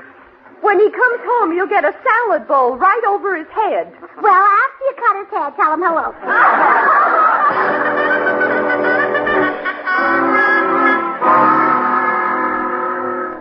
Gracie, did you straighten everything out at Widmark? Oh, yes, dear. I picked up the dresses and returned them. And I found out something about Mr. Widmark. What? His wife cuts his hair. Yes. She puts a salad bowl on his head. Well, good night. Yes. He must have a large head. I used a sugar bowl on yours. Yeah, well, I'm glad you fixed everything.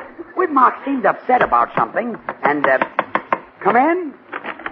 Oh, it's you again, Dick. Yes, it's me. Hey, you look upset. Is there anything I can do for you? Yeah, drop dead. What's the matter? Now, look, this morning I had a nice, shiny car, a good job in pictures, and a loving, trusting wife.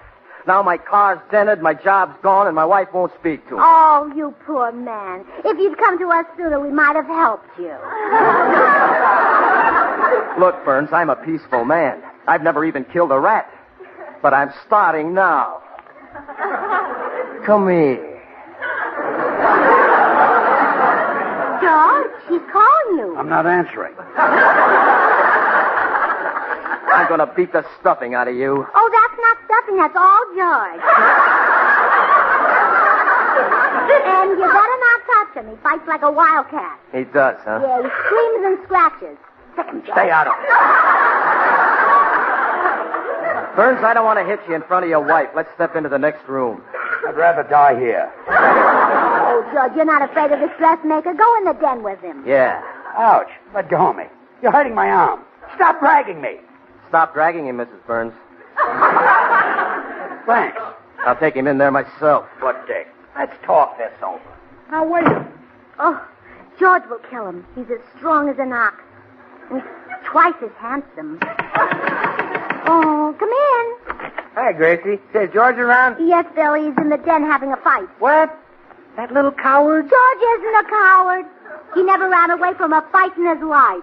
Yeah, I know. He was always carried away. Say, you're right. Maybe you better go in the den there and help him. Well, who's he fighting with? A bill collector? No, a dressmaker. At least he used to be. A dressmaker? I can handle him with one hand tied behind. Wait here and catch him as he comes flying out. Bill. Don't worry, George. I'll save you from this little hem-stitcher. Turn around and face me, buttons and bows. I want to give you a chance to defend yourself when I knock your teeth down your... Ooh. Richard Widmark. Yeah. So you're going to knock my teeth out, huh? You're a big man. I like big men.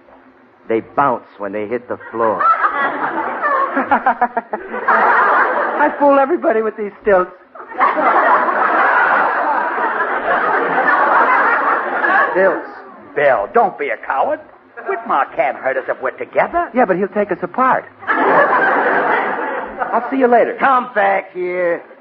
If you're a friend of Burns, I think I'll include you in the massacre. Stand up to him, Bill, old pal. Let go of me, stranger. If he's a stranger, what are you doing in his house? Well, I'm a traveling salesman. Would you like to buy a farmer's daughter?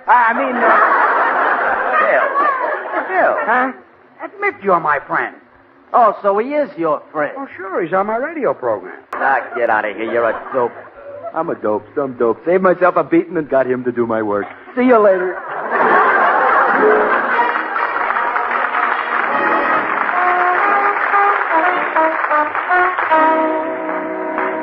So you see, Gracie, I was lucky to get out of that alive.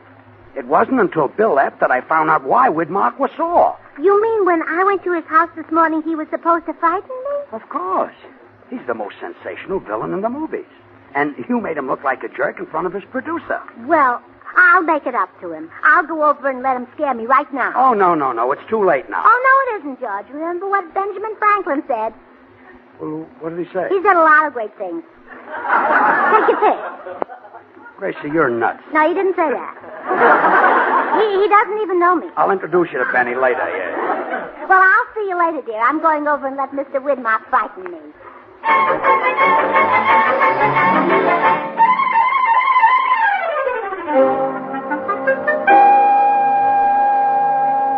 Believe it or not, Fred, this whole thing worked out for the best. I'm glad I lost the part of the killer. Now maybe you'll give me a crack at a romantic role, huh? You? A romantic role? Well, sure. That's what I did on Broadway before the movies made a villain out of me. I never liked playing killers anyway. Romance is my real racket. Oh, you couldn't handle a romantic role, Dick. All right, I'll prove it. Look, here comes Mrs. Burns up the walk. She even thought I was cute when I acted mean. When I turn on the charm, she'll think I'm a doll. Now watch this, Fred. I'll make Gable look like a bum. Come in. Ah, Mrs. Burns. Who need wait for spring now that you are here? The very flowers burst into bloom, warmed by the radiance of your beauty. I kiss your hand.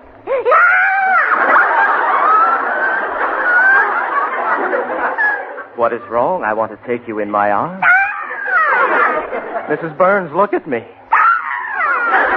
Why, don't you find Mr. Widmark attractive?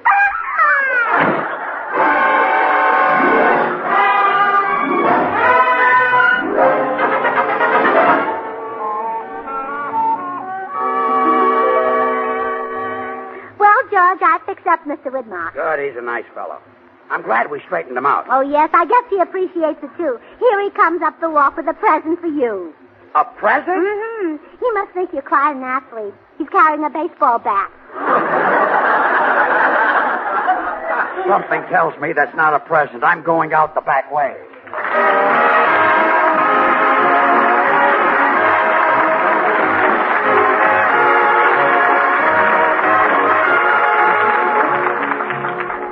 George and Gracie will return in just a moment.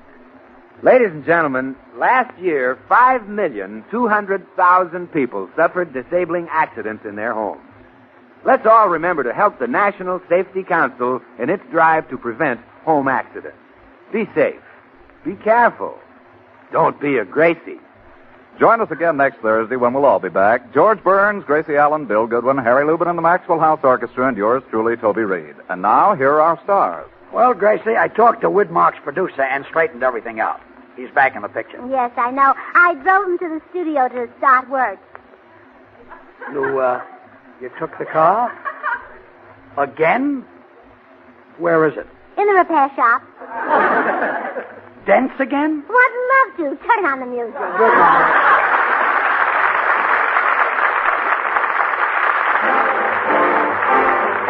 Good things. The easy way. Do you like good things the easy way? Then get instant Maxwell House coffee. So good. So good. True coffee flavor and fragrance, because Instant Maxwell House is not a so-called coffee product. It's all pure Maxwell House coffee in instant form. And so easy. So easy. Instant Maxwell House means great coffee instantly in your cup. No fuss, no muss, no bother. Today, try Instant Maxwell House. Instantly good to the last drop.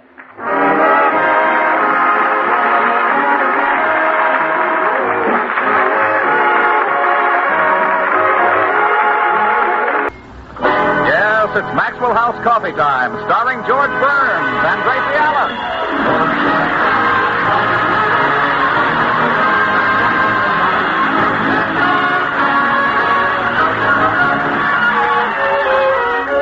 With our special guest, Marlena Dietrich, yours truly, Toby Reed, Bea Benaderet, Harry Lubin and the Maxwell House Orchestra, and Bill Goodwin. For America's Thursday night comedy enjoyment, it's George and Gracie.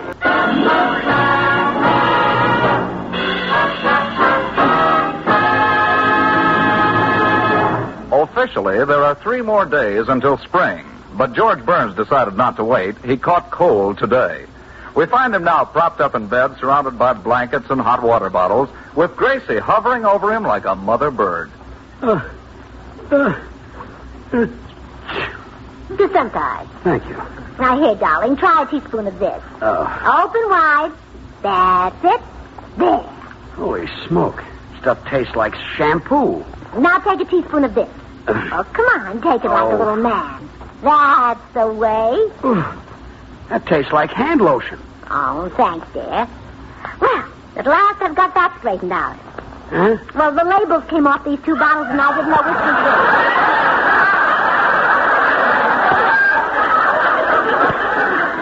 which. You mean I swallowed shampoo and hand lotion? Mm-hmm, but it won't hurt you. In fact, it might help you. You'll have the cleanest, softest tummy in town. Oh, the nitwit. No wonder the National Safety Council slogan is "Don't be a Gracie." Now, I still do while I put this mustard plaster on you. Hold it. What kind of a mustard plaster is that? It's red. Well, I couldn't find any mustard, so I made it with ketchup. It's a good thing we ran out of pickles.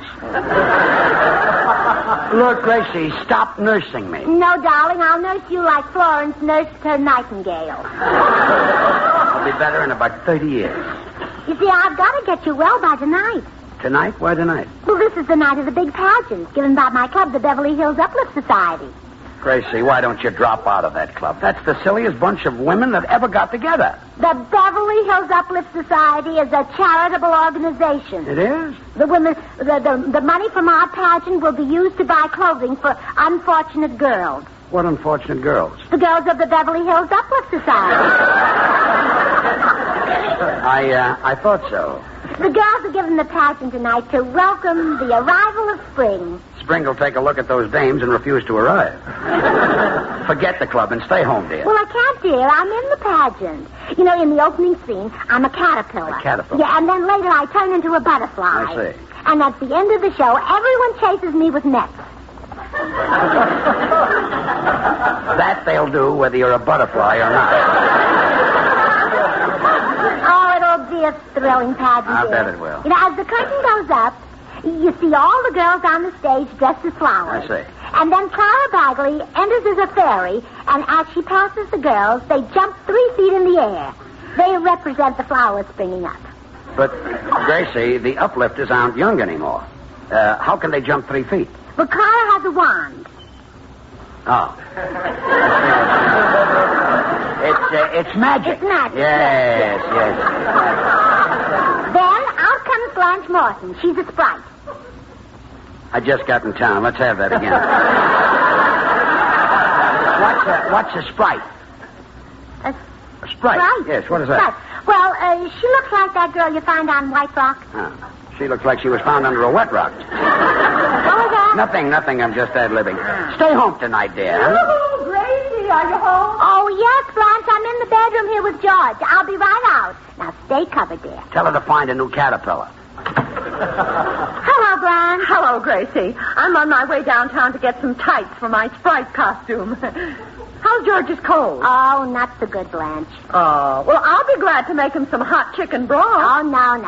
You're too busy. You go on and put on your tights for the pageant.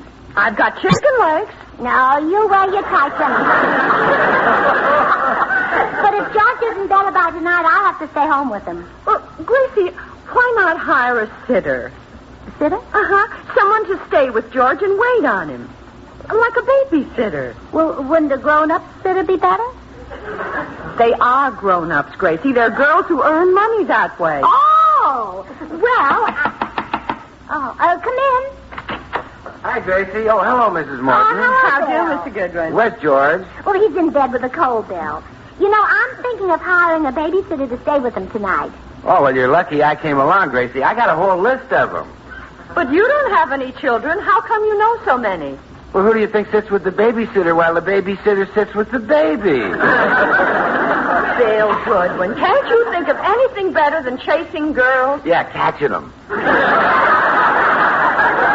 Well, I'll be running along, Gracie. Let me know what happens. All right, Blanche, goodbye.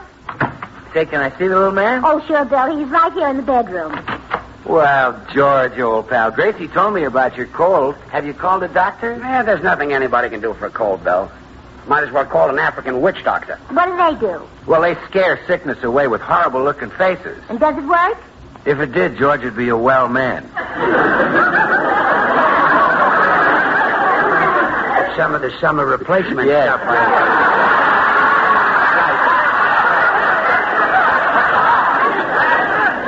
You know, Bill's going to help me get a babysitter to stay with you tonight, George. A babysitter. You can forget that. Not me. George. Nothing doing, That's Gracie. George, the girl I have in mind is a gorgeous redhead. She can sit here and read you a book. I don't want a gorgeous redhead reading a book. Say, that wouldn't be bad. Well, George, I didn't know you cared that much for books. Well, if they have good lines. Well, I don't know about the book lines, but I can guarantee the redhead. Oh, so that's it. Well, I'm not leaving George alone with any beautiful young girl. Well, good. Then it's settled, and you'll stay home from that silly Uplift Society pageant. Oh, no. I'll find some nice, sweet old grandmother to stay with you. Now, wait a minute, Gracie. Bill, do you know any grandmothers? Well, yes. Oh, look, Gracie. Good. I have to go try on my butterfly costume. Gracie. And you get a grandmother to sit with George tonight. Gracie. And tell her to bring her knitting. Gracie. I'll see you later, dear. Goodbye, Bill. Gracie. Now, listen, Bill. I'm not going to lie here all evening listening to some old babe click her teeth in her knitting needles. So just forget it. George, listen, you want to keep Gracie home from that uplifters pageant, don't you? Yes, I do. Well, leave it to me. I will furnish the grandmother. But, Bill, I want somebody my own age. George, settle for a grandmother. Great-great-grandmothers are hard to find. Goodbye, summer replacement.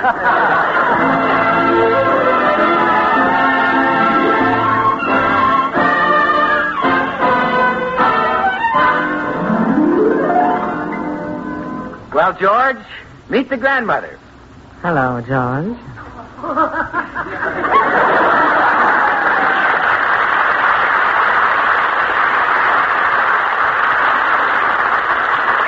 Why, it's Melina Dietrich. Yes, it's some grandma, huh, George? George, pop your eyes back in your head. Oh, well, excuse me for staring, Miss Dietrich, but those are pretty shoes you have on.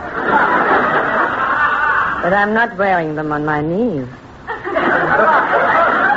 It's hard to believe that you're a grandmother. You're so young. I'm not as young as you think, Mr. Burns. I'm old enough to be your daughter.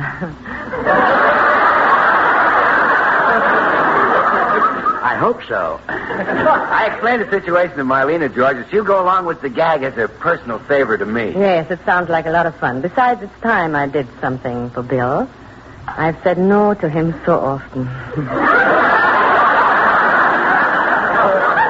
I'll bet you have. And to make Gracie really jealous, Marlena's going to pretend that she's fallen in love with you. Well, do you think Gracie will believe that Melina Dietrich could fall for me? She should believe it. Really? Yes. I've heard she's a little peculiar. It's a nice TL. Say, I think I just heard Gracie come in the front door. I'll go and usher her. Well, I'm back at last, Bill. Is George all right? Oh, he's fine, Gracie. Did you find a grandmother to sit with him tonight? Oh, yeah, she's with him right now. Oh, that's sweet. I must go in and say hello to the dear little thing. Well, hello there, grandmother. Now, don't get up. Grandmother. Well, grandmother, what long, beautiful legs you have. Yeah. The better for men to see me, my dear. Oh, now, wait a minute. You're Marlena Dietrich. You're no grandmother. But I am. My daughter is married and has a child. Judge, does that make her a grandmother? In this country, it does.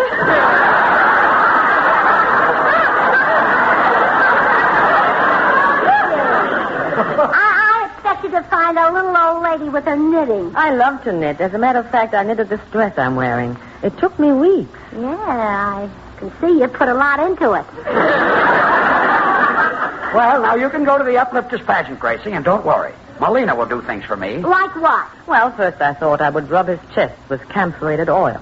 Yeah? I mean, yeah.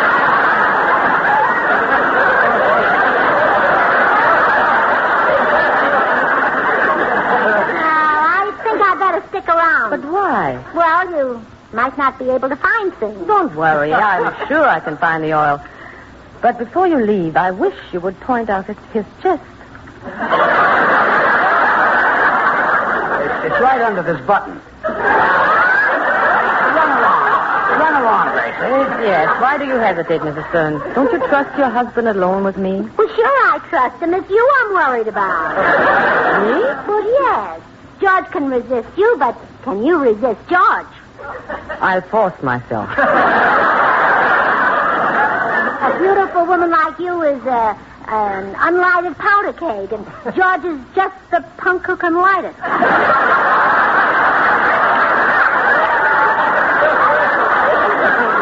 Look, Gracie. Well, whatever you do, don't look into his eyes, Miss Dietrich. Once you've gazed into those twin pools of passion, you're a goner. Really? Yeah. The blue one isn't so bad, but watch out for that little red one.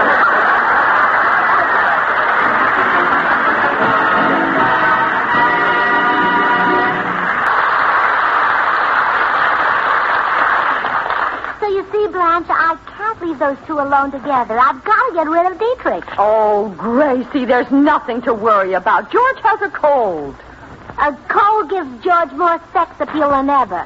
It makes his voice husky. What if he should forget himself and sing to her? That'd get rid of Dietrich. She'd be powerless to move. George's singing has a certain spell about it. Did you say spell, or have you got a cold, too? I said spell. And I'm not leaving George alone with Marlena Dietrich. I'll just have to miss the pageant.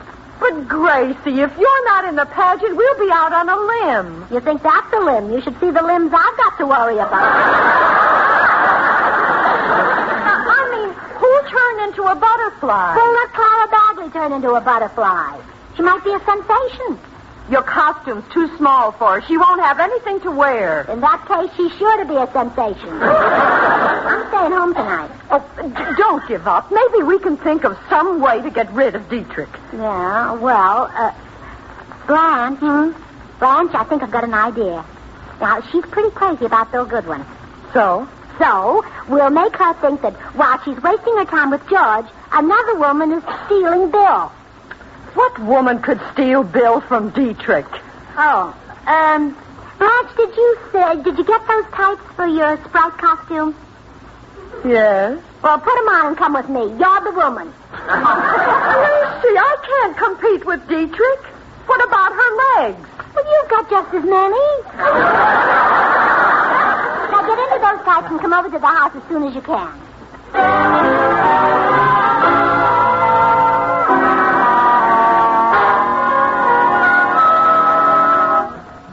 Mr. Burns, your wife has been gone for quite a while. I don't think our little scheme to make her jealous is working. Oh, don't worry, it will. You know, I really shouldn't stay here.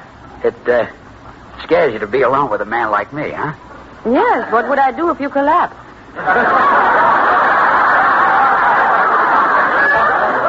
Yes, that's what scares you, huh? See. Well, I'm back. How are you feeling, George? Just fine, Gracie. Yes, your husband has been making a lot of progress. George Burns. She means my cold is getting better. Oh. Tell me something. Has George sung to you? Why, no. Can George sing? Can he sing? Well, he's got the world's most convincing voice. You know that song of yours, See What the Boys in the Back Room Will Have? Yes. Well, when George sings that, everybody runs for the back room. That's true. Let me hear you sing, George. All right. I'm writing her a letter to Virginia where I met her. And now I feel better 'cause I know I'm going home.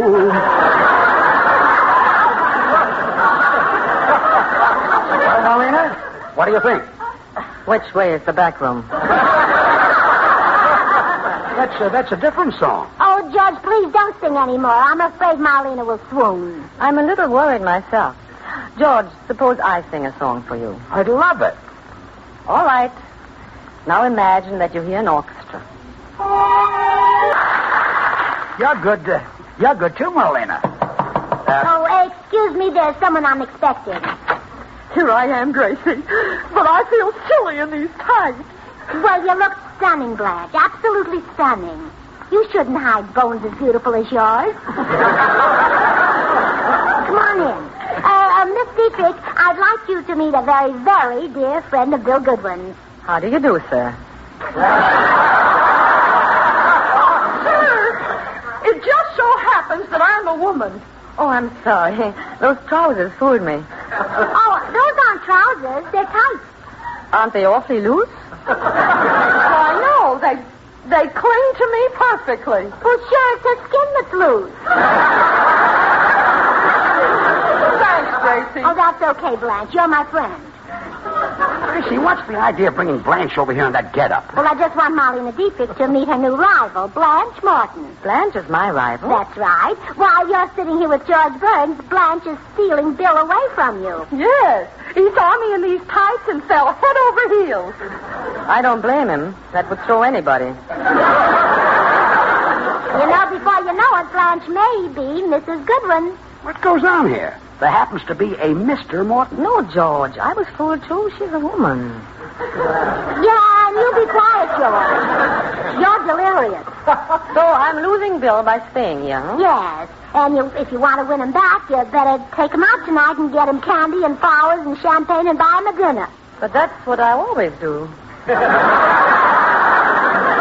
Lucky Willie. Come in. Hi, Gracie. Hi, Marlena. Hi, Blanche. Ooh. Blanche, what's the idea of running around in your long underwear? Those are supposed to be tights, Bill. Yes, and Blanche is supposed to be a your suppressed desire. Huh? I understand she might even become Mrs. Goodwin. Mrs. Goodwin. Blanche, I've got a mother. How do you feel about Blanche Morton? Well, she looks like... You'll hear from my lawyers, Blanche Morton. Goodbye. Oh, come on, Gracie. Let's go catch Bill. What for? I want to talk him out of that suit. Oh, forget it, Blanche. You look better in tights.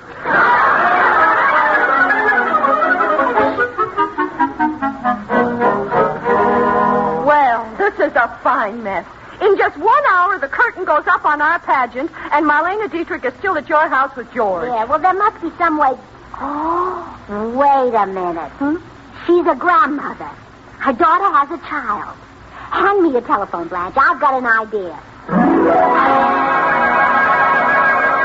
I'll answer, George. Hello? Oh, hello, Mama. What? Who's this? This is your daughter. Come home, Mama. Your grandson says he wants to see you. Just a moment. My grandson isn't old enough to talk. I know. He wrote me a note. I don't believe you're my daughter. You don't, huh? Falling in love again. Never wanted to. What am I to do? You sound like Mrs. Burns. Can't help it.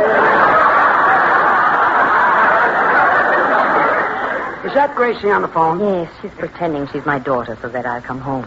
Mama, I hear a man's voice. Where are you? If you don't know where I am, how did you know where to call me? Falling in love. Come home, Mama. No, Mrs. Burns. I think I'd stay here with Daddy. George, how long have you been married to Gracie? 15 years. Why? That's what I'd like to know. Why? I got a big appetite.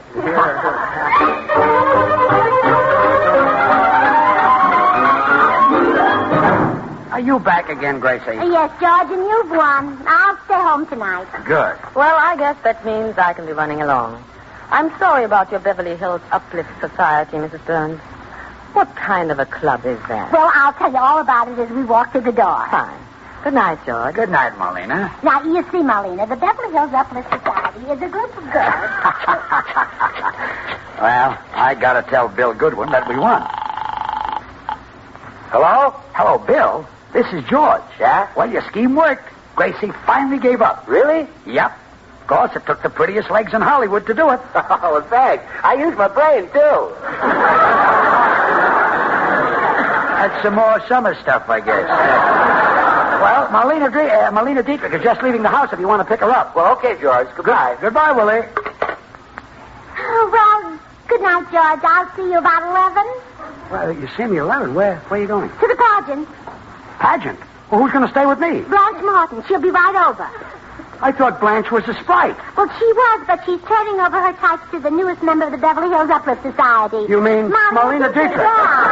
Right? Well, wait for me, baby. I'll get my hat.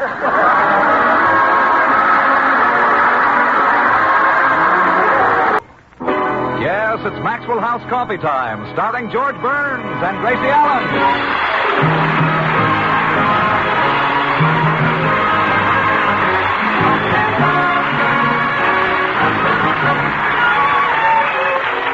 With our special guests, Jane Wyman, yours truly, Toby Reed, Bea Benaderet, Frank Nelson, Jerry Hauser, Harry Lubin and the Maxwell House Orchestra, and Bill Goodwin. For America's Thursday night comedy enjoyment, it's George and Gracie.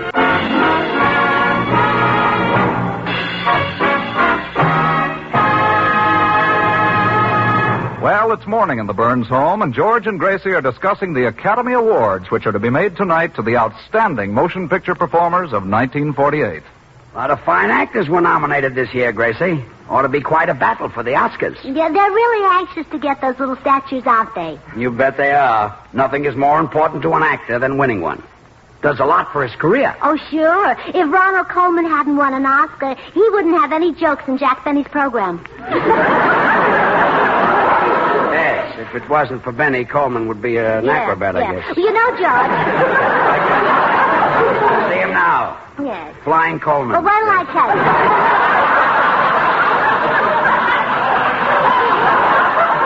you? You know something? What? If you'd gone into the movies instead of radio, we'd have Oscars all over the house. I'm sensational, huh? Loaded. Look at the men who are up for the awards.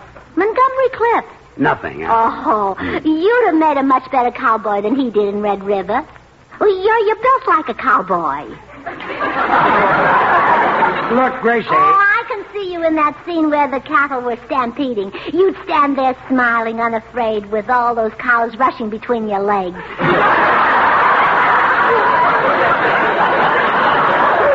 Yes, I'd be known as Limp-Along Burns, I guess. And look who else might get the award. Dan Daly, a dancer. He's not half the dancer you were when we first started going together. I was a good dancer. Oh, terrific. And you didn't know when to stop.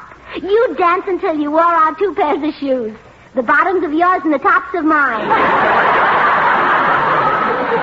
Well, Daly isn't just a dancer. He's pretty romantic, too. How about those kisses he gave Betty Grable? Oh, pooh to those Daly kisses. I'll take the weekly ones from you. Forget it. What do you think of the actresses who were nominated? Well, Barbara Stanwyck is an awfully nice girl, but I don't think it would be fair for her to get the award. Why not? For all that and Robert Taylor, too? But she was great in Sorry Wrong Number. The way she screamed and wept on the telephone when she knew she was going to be killed. Well, I've screamed and wept that much. Try to call Pasadena.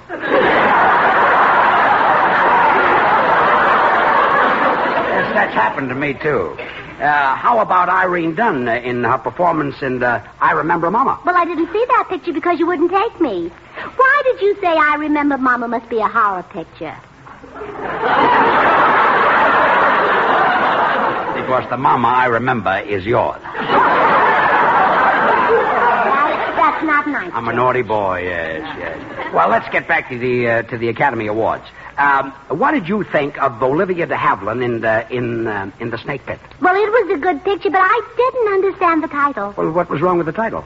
Well, you know, snakes don't have tips, only peaches and prunes. Well, we won't tell that to Darryl Zanuck. It might embarrass him. You know, I was very interested in the picture because I have an uncle who's a doctor in an asylum. It must be an interesting job. Oh, it's not a job. He thinks he's Dr. Fu Manchu. That's the smart uncle, the one my with favorite the one. blue hair, yeah.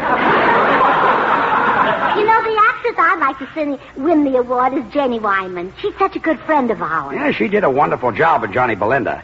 If you ask me, Janie Wyman is the best actress of 48. Oh, George Burns, don't you dare say that, best actress of 48. Oh, she is. Well, she certainly doesn't look 48.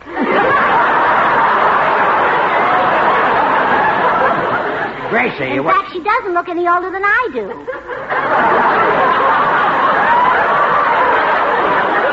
I meant the year 1948. Janie isn't older than you are. Oh, my same age, huh? Yes. When will she be 20? Very soon now. Oh, me too, but don't tell anybody. No, only the members of the Friars Club, that's all. Hey, you know, I just thought of something. Here it is the very day of the awards, and I haven't wished Janie Wyman luck. I'll go over to her house and do it right now. Good idea. Give her my love. Oh, don't be silly. There's hardly enough for me. See you later, dear. Goodbye, dear.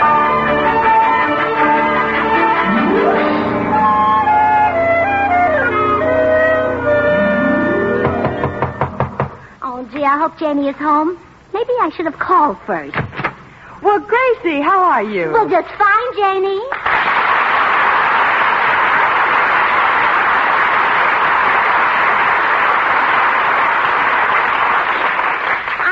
I dropped by to wish you luck tonight, Jenny. I know you're going to win the award. Well, now, I wouldn't be too sure of that, Gracie. My competition will be very stiff. Well, take a few drinks yourself. I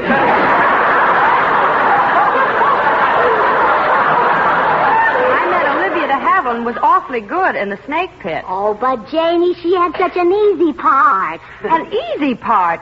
Gracie, she had to play a crazy girl. I could do that with my eyes closed. You got something there. Oh, thank you, Janie. Now, your part in Johnny Belinda was really hard. You had to go for almost 2 hours without saying a word. Well, that wasn't easy. After all, I am a woman. Well, sure. You know, I think it's wonderful the way you learned to use your hands just for that picture. Well, to be perfectly honest, I learned to use my hands long before that picture was made. Really? Yes. You see, I used to date Bill Goodwin.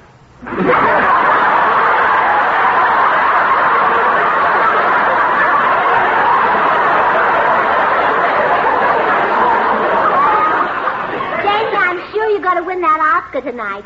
Are you nervous? Gracie, I'm as nervous as a bride. Oh, well, then I know just how you feel. I remember my wedding day.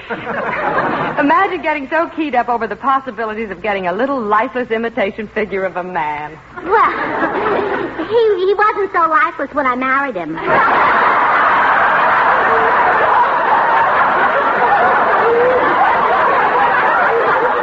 Gracie, I wasn't referring to George. Why, George has lots of... He's got a figure like, well, why, he was better when you married him, huh?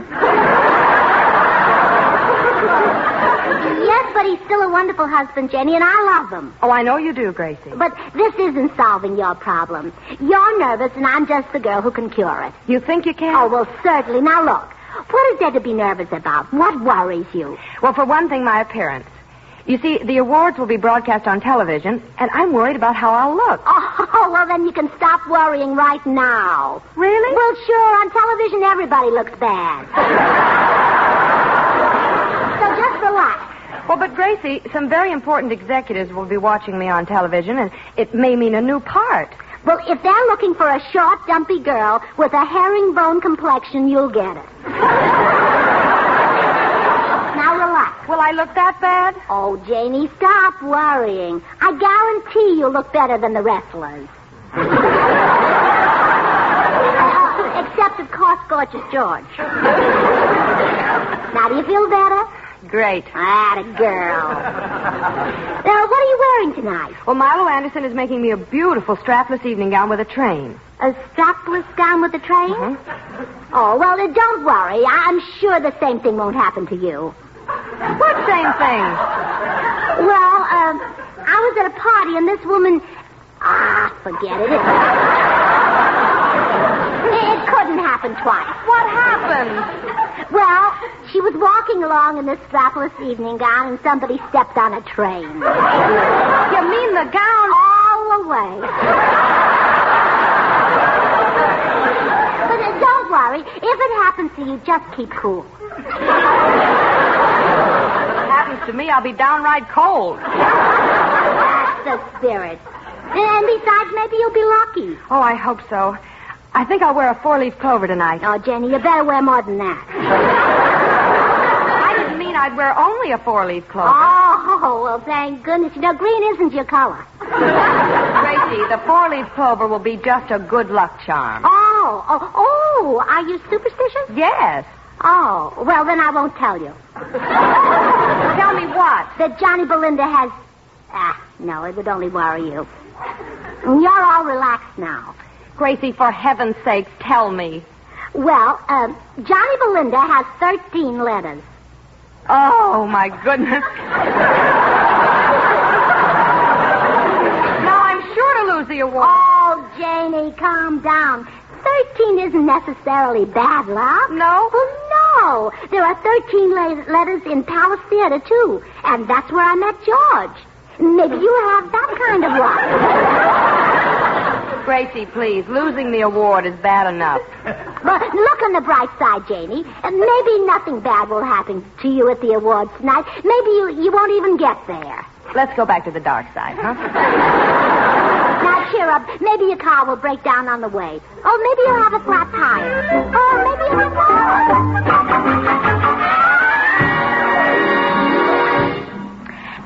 Well, Jamie, I've been talking to you for an hour now. How do you feel? Numb.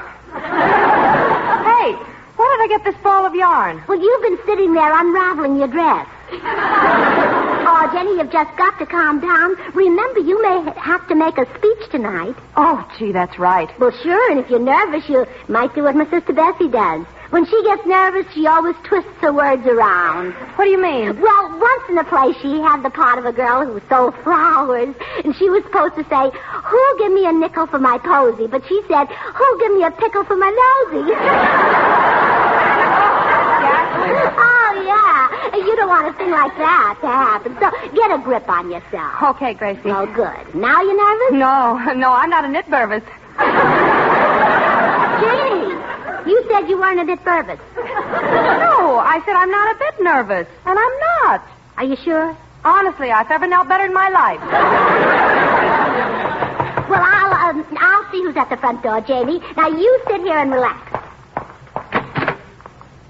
Hey, Gracie, what's keeping you? Why don't you come home? Well, George, I wouldn't dare leave Jane Wyman alone. She's so nervous about the awards tonight, there's no telling what she'd do. You must be exaggerating. Janie is a real trooper. She wouldn't be that nervous. Well, go in and see for yourself. Okay. Hiya, Janie. Oh, hello, George. I'm glad to get you.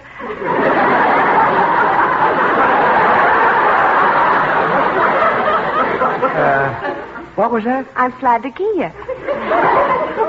Well, I'm glad to give you, too. Now, George, you must be nervous. You're getting your words all mixed up. Yeah. Excuse me a minute, Janie. Hey, Gracie, this girl has popped her cork. She's a nervous wreck. Yeah, but I hate to think how she'd be if I hadn't come over and calmed her down. Yes, it's a good thing you...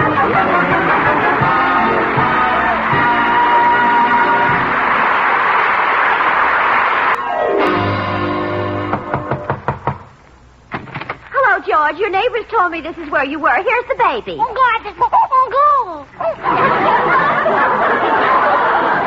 Mrs. Bagley, why are you handing me your baby?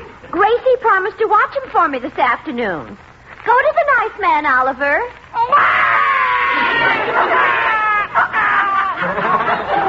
I know, honey, but go to him anyway. And here's his formula, George. Just warm it. Wait a minute, Mrs. Bagley. Thanks a million. Mrs. Bagley. Holy murder. Gracie can get me into the dark. Pipe down, kid. Pipe down. Pipe down. Pipe down. Someone. Trying to sleep. Now just lie here on the couch while I go warm up your formula. George, I'm expecting the dressmaker. Would you... George, where are you? I can hear you singing, but where are you? Oh, my gosh, a baby. How did you get here? I'm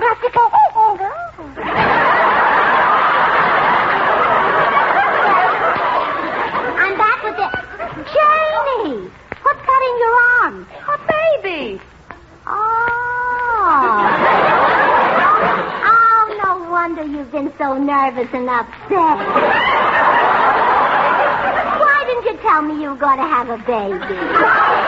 Gracie, I don't know where this baby came from. Oh, well, somebody'd better have a talk with you. Gracie, I did not have this baby. At least I don't remember having it. Now, I may be nervous, but I'm not that nervous. Come in. Hi, Gracie. I heard you were over here. Hello, Janie. Hey, where'd the baby come from? Why, Bill, you're as innocent as Janie. And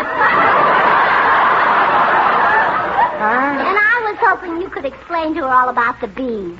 Oh, well, I can. Now, look, No, Bill. it won't take a minute, Janie. You see, pollen is carried by the wind and the bees. Bill, I know all about the wind and the bees. Oh, well, do you know about the birds and the bees? Yes. You know about the flowers and the bees? Yes. Boy, those bees really live, don't they?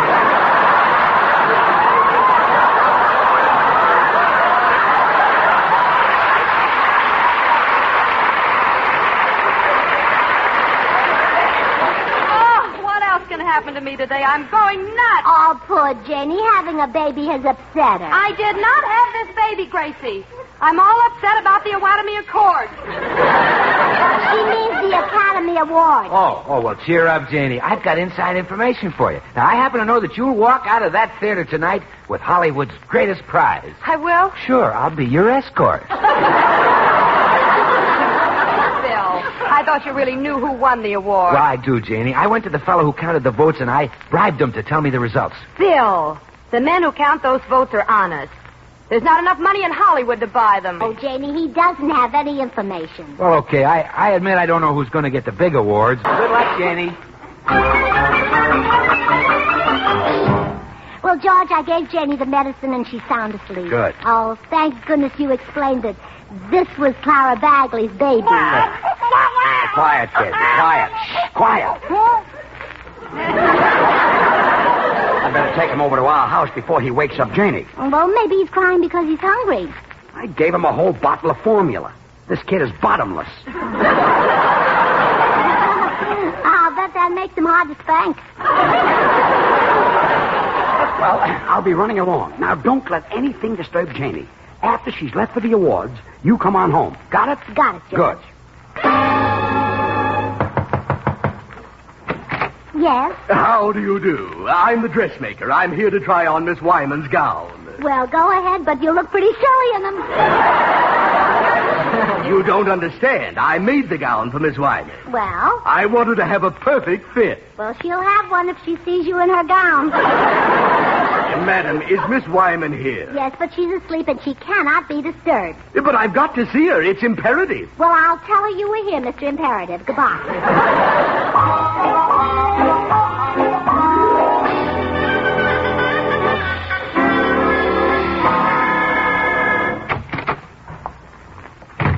Well, home at last, George. And I'm worn to a frazzle.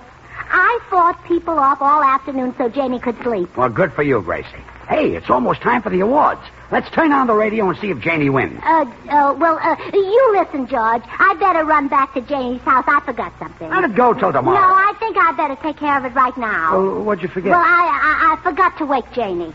Forgot to wake her? Well, come on, let's get over there.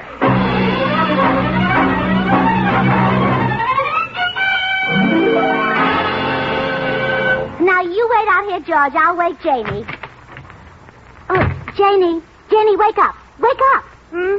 Oh, hi, Gracie. Gee, I had a wonderful rest. I feel so relaxed. What time is it? 8:25. Well, the awards aren't until 8:30, so What? Now, don't get excited. You've got 5 minutes to get there. I couldn't get there in 5 minutes in a rocket ship. So take a streetcar. It's cheaper anyway. Oh, quick, Gracie. Hand me my shoes, my hat, my purse, too. Yeah, well, goodbye. Oh, why did you come back? I'd better put a dress on, too. If you want to be formal. Oh, no, I haven't got time. I'll just throw this coat over my pajamas. I can't find the armholes. Oh, this is the blanket. Oh, well, Janie, calm down. Well, now, don't worry. I'm as cute as a cucumber. Now for some lipstick and eyebrow pencil there. Yeah. Now hand me the mirror. I got red eyebrows and black lips. Well, that's all right. Paint an eye on your chin and nobody will notice. Oh, yeah, sure. Well, goodbye, Oscar. I'm off to win Gracie. I never made it without your help.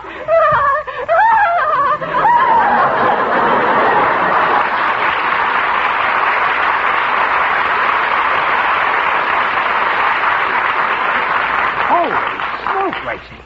Janie looked like a zombie. Red eyebrows, black lips, a blanket over her pajamas, hair streaming down, and laughing like a madwoman. Oh, yes. Now she's bound to win the award. What? So if she doesn't get it for Johnny Belinda, she'll get it for Snake Pit.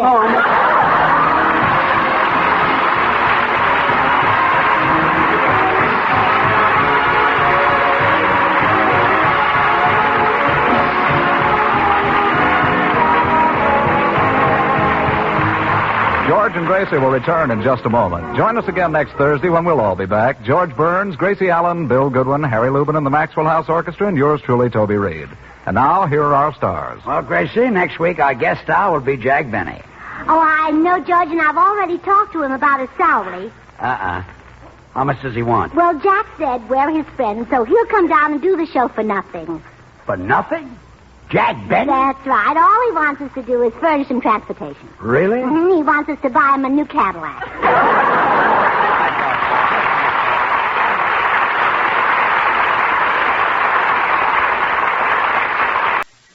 Yes, it's Maxwell House Coffee Time, starring George Burns and Gracie Allen.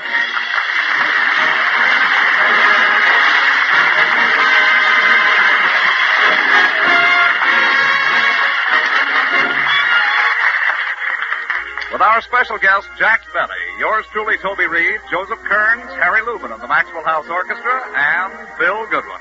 For America's Thursday night comedy enjoyment, it's George and Gracie.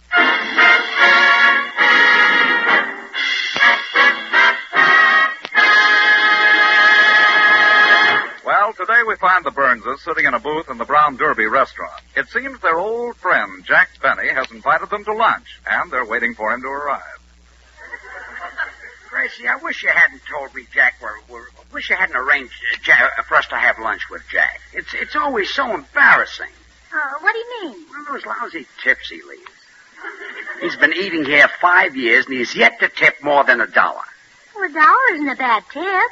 That's for the 5 years.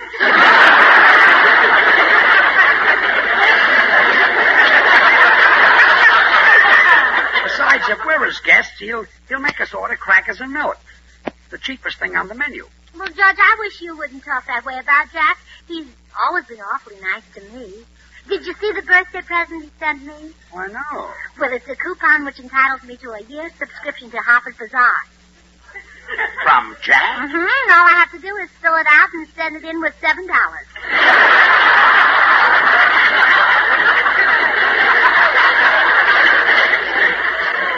Harper's Bazaar is $6. Well, Jack gets $1 commission. Jack Benny hasn't put his hand in his pocket. January will be 80 years. What can be keeping him? Doesn't he know what time it is? No, he's too tight to buy a watch. Tells time by the sun. Oh, George, tells time by the sun. I'm not kidding. Shh, here he comes. Oh, hello, George. Hello, Gracie. Oh, hello, Jack.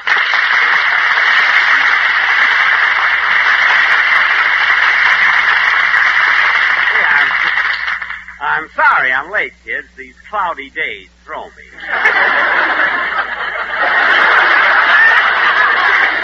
What did I tell you? Oh, waiter, we're ready to order. Yes, sir. Would Madame like to start with a cocktail? Oh, no, thanks. I never drink. I meant a shrimp cocktail. No matter how small it is, I never drink.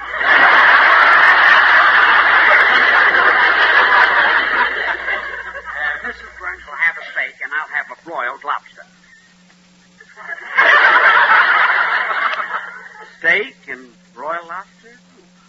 Well, they're both very good here, but as long as you're in the Brown Derby, you really should order the specialty of the house. You see, crackers and milk.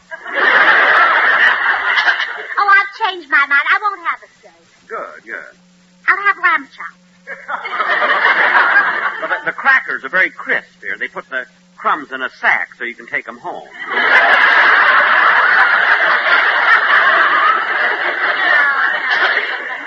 I think I'll have lamb chops. Madame will enjoy the lamb chops. We serve them with little paper panties on.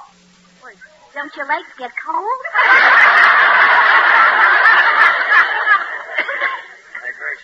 That's our order, waiter. How about you, Jack? I'll have crackers and milk.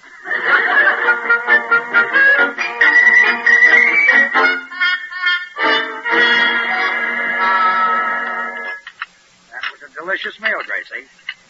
Where did Jack go? Oh, well, the waiter refused to give him any more crackers, so he went to complain to the manager.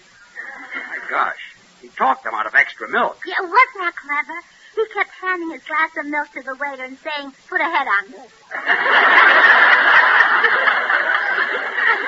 And mark my words. We'll get stuck with the check as usual. Well, George, that's your own fault. When the check comes, Jack always says, here, I'll take it. But then you always speak up and say, no, Jack, I'll get it.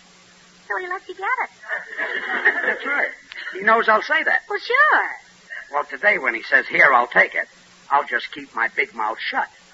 How do you like this place? They refuse to give me extra crackers. Just wait till they ask me to put more bluing in their tablecloths. I'll show them, you know. Excuse me, gentlemen. Here's your check. That'll be $10.30. Here, I'll take it.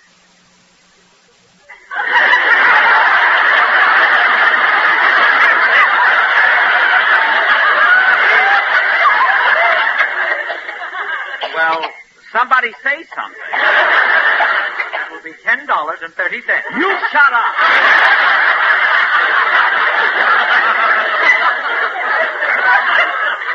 Look, George, if you want the check, I won't fight you. I don't want the check. In that case, we'll fight. Jack, you're the stingiest man who ever lived. Oh, is that so? Yes, that's so. Well, don't act so proud. You're not the first one who ever said that. Now, please, don't get into a fight. There's no point to it. No point to it? You're the only two men in the world who couldn't hurt each other. Well, I'm not paying this check. After all, Jack, you invited us to lunch. Sure, I make a nice gesture. This is a thanks, I guess. Oh, George, let's not make a scene. Go ahead and pay the check. All right, but I just want to say this. Jack, if you let me pay this check, you're a low, miserable, tight-fisted, conniving miser. You're a disgrace to our profession, and I'll never speak to you again as long as I live. Well.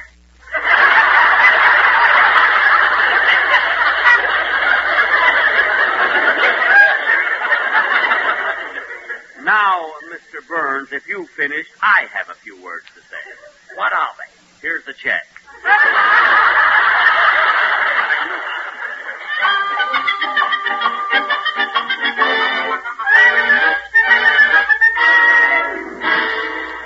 All right, George, we're home now. Calm down and forget about Jack Benny. I can't forget about it. How a man can go through life letting someone else pay his way, I'll never know. Well, now, don't let it make you so nervous. My goodness. When you paid that check, you were so upset you could hardly get my purse open. You know, Gracie, Jack didn't used to be this way. When we were in vaudeville with him, he was an altogether different fellow. Say, now that you mention it, he was. Well, people used to call him Generous Jack the Plunger. Yes, in those days, he spent money like water. I wonder what slowed him down to such a drift. I don't know. Maybe it was the disappointment of you marrying me instead of him. He was pretty sweet on you in those days. Well, I liked him, too. You know, Jack was awfully good looking. Yeah. Of course, that was a long time ago. Now he has to use makeup.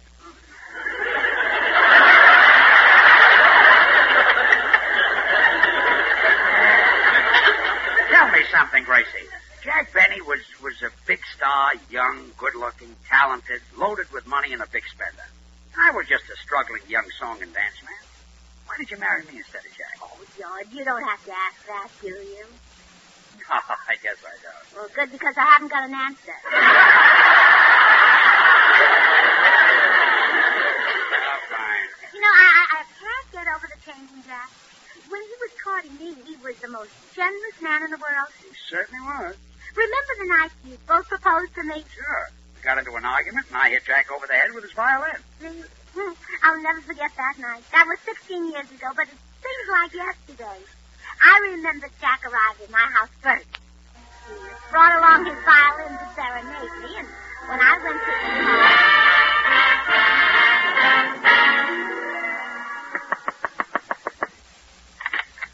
Hi, Gracie. Why, Generous Jack.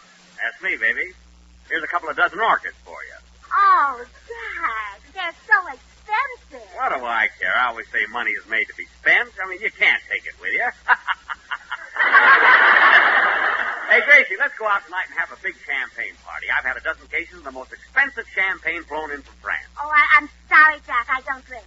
But, Gracie, Mum's extra dry. Well, then let her drink it. Besides, we don't want to be gone when George Burns gets here. George Burns? Mm-hmm. Will he be here tonight? Mm-hmm. I thought he was playing Altoona. Well, he was, but he got into an argument with the manager. He said he'd never play that theater again as long as he lived. What'd the manager say? That was the manager talking.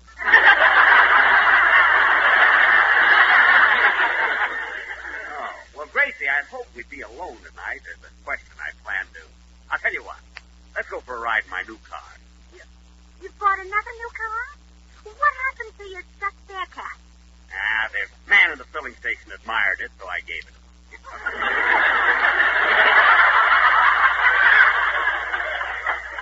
Jack, what kind of a car did you buy this time? A Maxwell.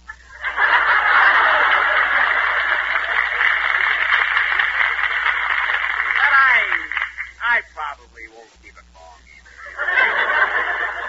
Well, Jack, I can't be gone when George gets here. He's in love with me. Yeah, so am I, Gracie. Will you marry me? Oh, Jack, get up off your knees. You'll ruin your new suit. So what? I'll throw it away. It's old anyway. I've had it since yesterday. Now, Gracie, look, Oh, that must be George. Come in. Hello, Gracie. Hey, Benny, what are you doing down on your knees? I'm proposing to Gracie. But, Gracie, I want you to marry me. You? How could you support her? Who's planning to? Look, Gracie, don't marry this broken-down, vaudeville hoofer. Well, I think George is a very good dancer. You ought to see him do that adagio dance with his girl partner. It isn't easy to throw a person 10 feet in the air and then catch them. You said it. But that girl hasn't dropped George once. But, Gracie, what future has George got dancing in vaudeville? Vaudeville is dead. It's been killed. Is that true, George? Well, you don't expect him to confess, do you? Well, me, look at I'm a violinist. I can go in that new business called radio. Yeah? Well, listen to this.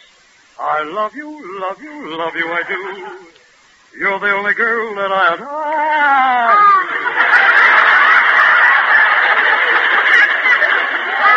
Oh, Jack, when George sings, doesn't it just send you? Yeah, but not far enough. Now, if you want to hear some real music, listen to this.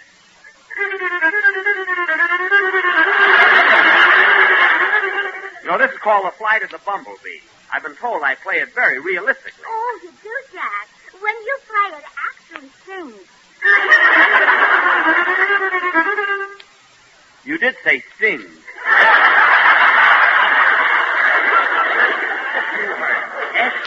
S-T-I-N-K. Oh, yeah? Oh, yeah. Well, here's my violin. Let's see what you can do with it. Okay. Here's what I can do with it. Oh. Oh, George, you knocked him unconscious with his violin. Oh, you shouldn't have done that. You might have broken a string. I'll teach him to try to steal my girl. Oh, look, he's coming too. What happened? Where am I? You're at my house, Jack. Who are you? I'm your girl, Gracie Allen. You brought me these orchids, remember? I bought all those orchids? Yes. I must be nuts. They cost a fortune. But your generous Jack the plunger. Plunger, schmunger. Money doesn't grow on trees. But, Jack, you always say you can't take it with you. Sister, if I can't take it with me, I'll find a way to send it. And you'll get a bill for these orchids tomorrow. Good night.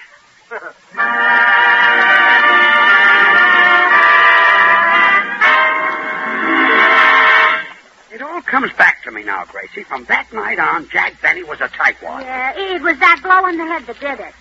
George, do you realize what this means? It's our fault that Jack is stingy. Yeah, I guess you're right. Well, then it's up to us to change him back. Yeah, I've got it. Hit him over the head with his violin again. Yeah, that might do it. But I can't do that again. Why not? Well, we were young guys then. I can't hit a man with gray hair. We'll take it off.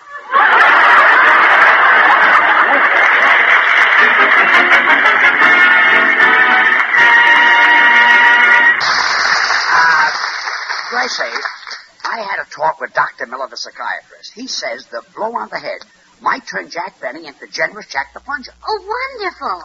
But he says we'll have to create the same situation we were in 16 years ago. Oh, but George, he was proposing to me when you hit him. He can't do that now. I'm married to you. Well, you'll have to pretend that we've split up and that you're single again. You get Jack to give you a date. Oh, well, maybe he won't do it. I'm not as young and pretty as I used to be. Oh, Grace. Huh?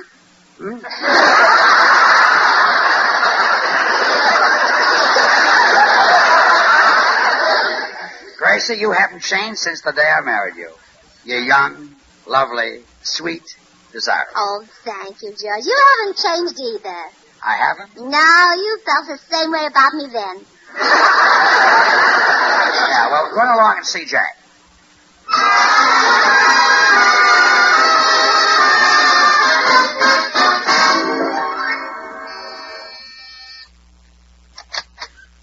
Yes?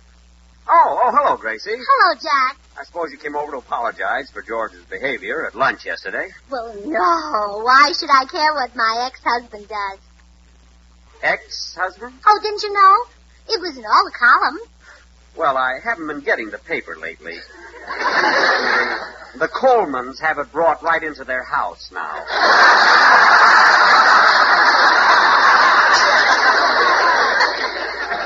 So you and George have called it off, huh? Mm-hmm. I'm single again. I'd even have a date if a very attractive man asked me. I'd love to ask you, of course. I'm not as attractive as I used to be. Huh? Ah, yes, you are, Jack. Oh, go on. I'm much older than I was then. Oh, no, you're not. You're still 39. How come you've never married, Jack? Oh, I guess I've been waiting for you, Gracie. Is there still a chance for me? Well, maybe. You used to say that the girl you married would have everything. Mink coat, Cadillac, diamonds, and all the money she could spend. Do you still feel that way? Certainly. That's why I want to marry you. You've got all those things. Gee, Gracie, we were meant for each other. Now, how about it? Oh, I don't know, Jack. You have to court me first. Again? Uh-huh. Call on me tonight and bring the orchid. But I did all that. That was 16 years ago. Well, didn't you save them? You know, they keep forever in the icebox. Well, as a matter of fact, I do have a lot of the things you gave me. I keep them pressed between the pages of the book. You brought me such nice flowers. I used to bring you candy, too. Yeah, I wish I could get that book open. Well, I'll see you tonight, Gracie. Yeah, well, it's a date, Jack. And be sure to bring your violin. Okay. Shall we have an evening with Beethoven? No, come by yourself.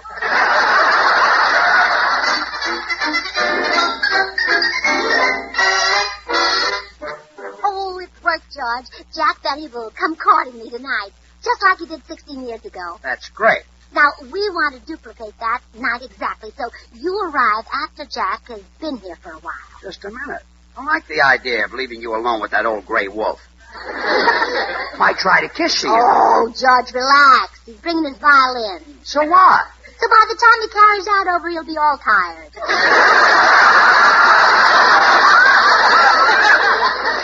Well, okay. I'll go down to the drugstore. See you later. Oh, kiss me goodbye. Okay. George, have you been carrying violins? No, just the rosin. I'll see you.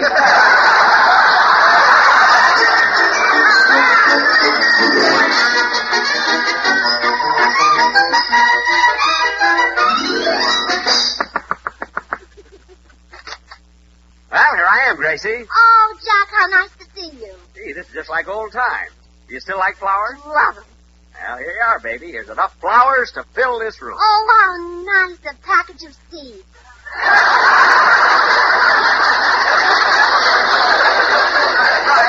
I mean, after all, it's spring. You know, half the fun of flowers is watching them grow and seeing them raise their tiny green heads. Which reminds me, George won't be around tonight. Oh, yes, Jack, he might drop by later. Well, I better get down on my knees and propose to you right now before he gets here.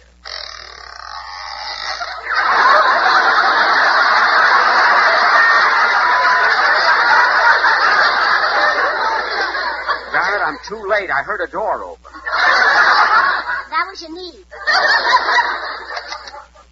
Come in. Hello, Gracie. Oh, Jack Benny. What are you doing down on your knees? Never mind. Just help me up. Jack was about to propose to me, George. Well, Gracie, I want you to marry me. You married her once. Give somebody else a chance. Well, George, if you're proposing, get down on your knees like Jack. Okay. Oh, isn't this thrilling? Two fiery lovers bidding for my hand.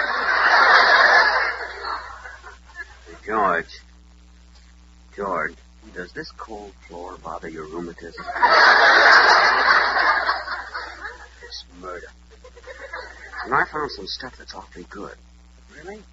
What is it? I've tried everything. It's a new liniment. Works wonders. That's for me. My knees have been killing me.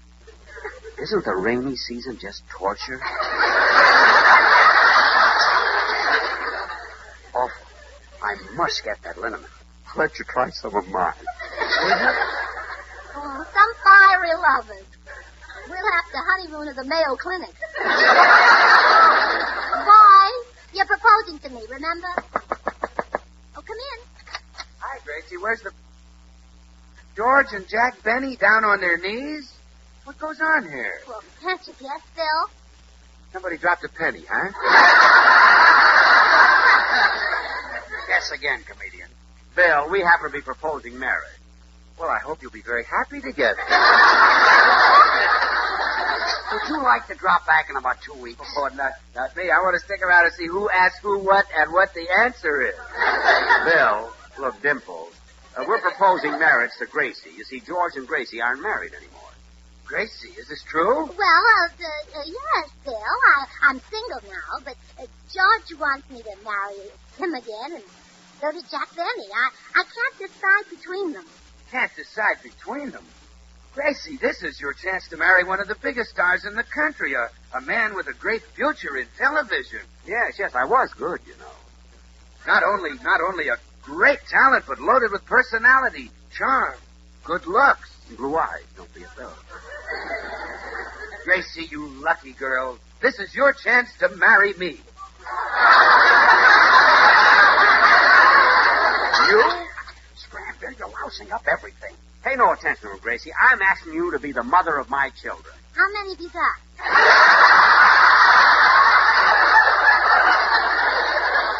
None yet, but in a couple of years or so, I'm sure we'll hear the patter of little feet. How about it, Gracie? Will you marry me? Well, I'm sorry, Bill, but it's between George and Jack. But don't feel bad. Whichever one I choose, you'll be the best man at the wedding. Well, obviously. So long. How about it, Gracie? How about it? Will you marry me? No, she's going to marry me. But, Gracie, George has no future. I mean, radio's passé. I'll be a sensation in that new business, television. Well, so will George. In fact, I've heard lots of people say that television would collapse without him. They said it would collapse without George? That's right. They said that George single-handed is holding up television. I wonder how they meant that. Look, I know how to settle this, Gracie. I'll serenade. George, hand me my Stradivarius. This violin is a Stradivarius? Certainly. I got it from Sam Stradivarius, the pawnbroker. Oh, Sam. Now, let me have it. Well, you heard him, George. Let him have it. I'll be glad to. Oh.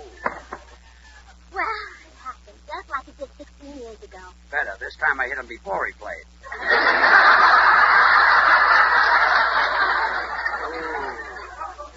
What happened?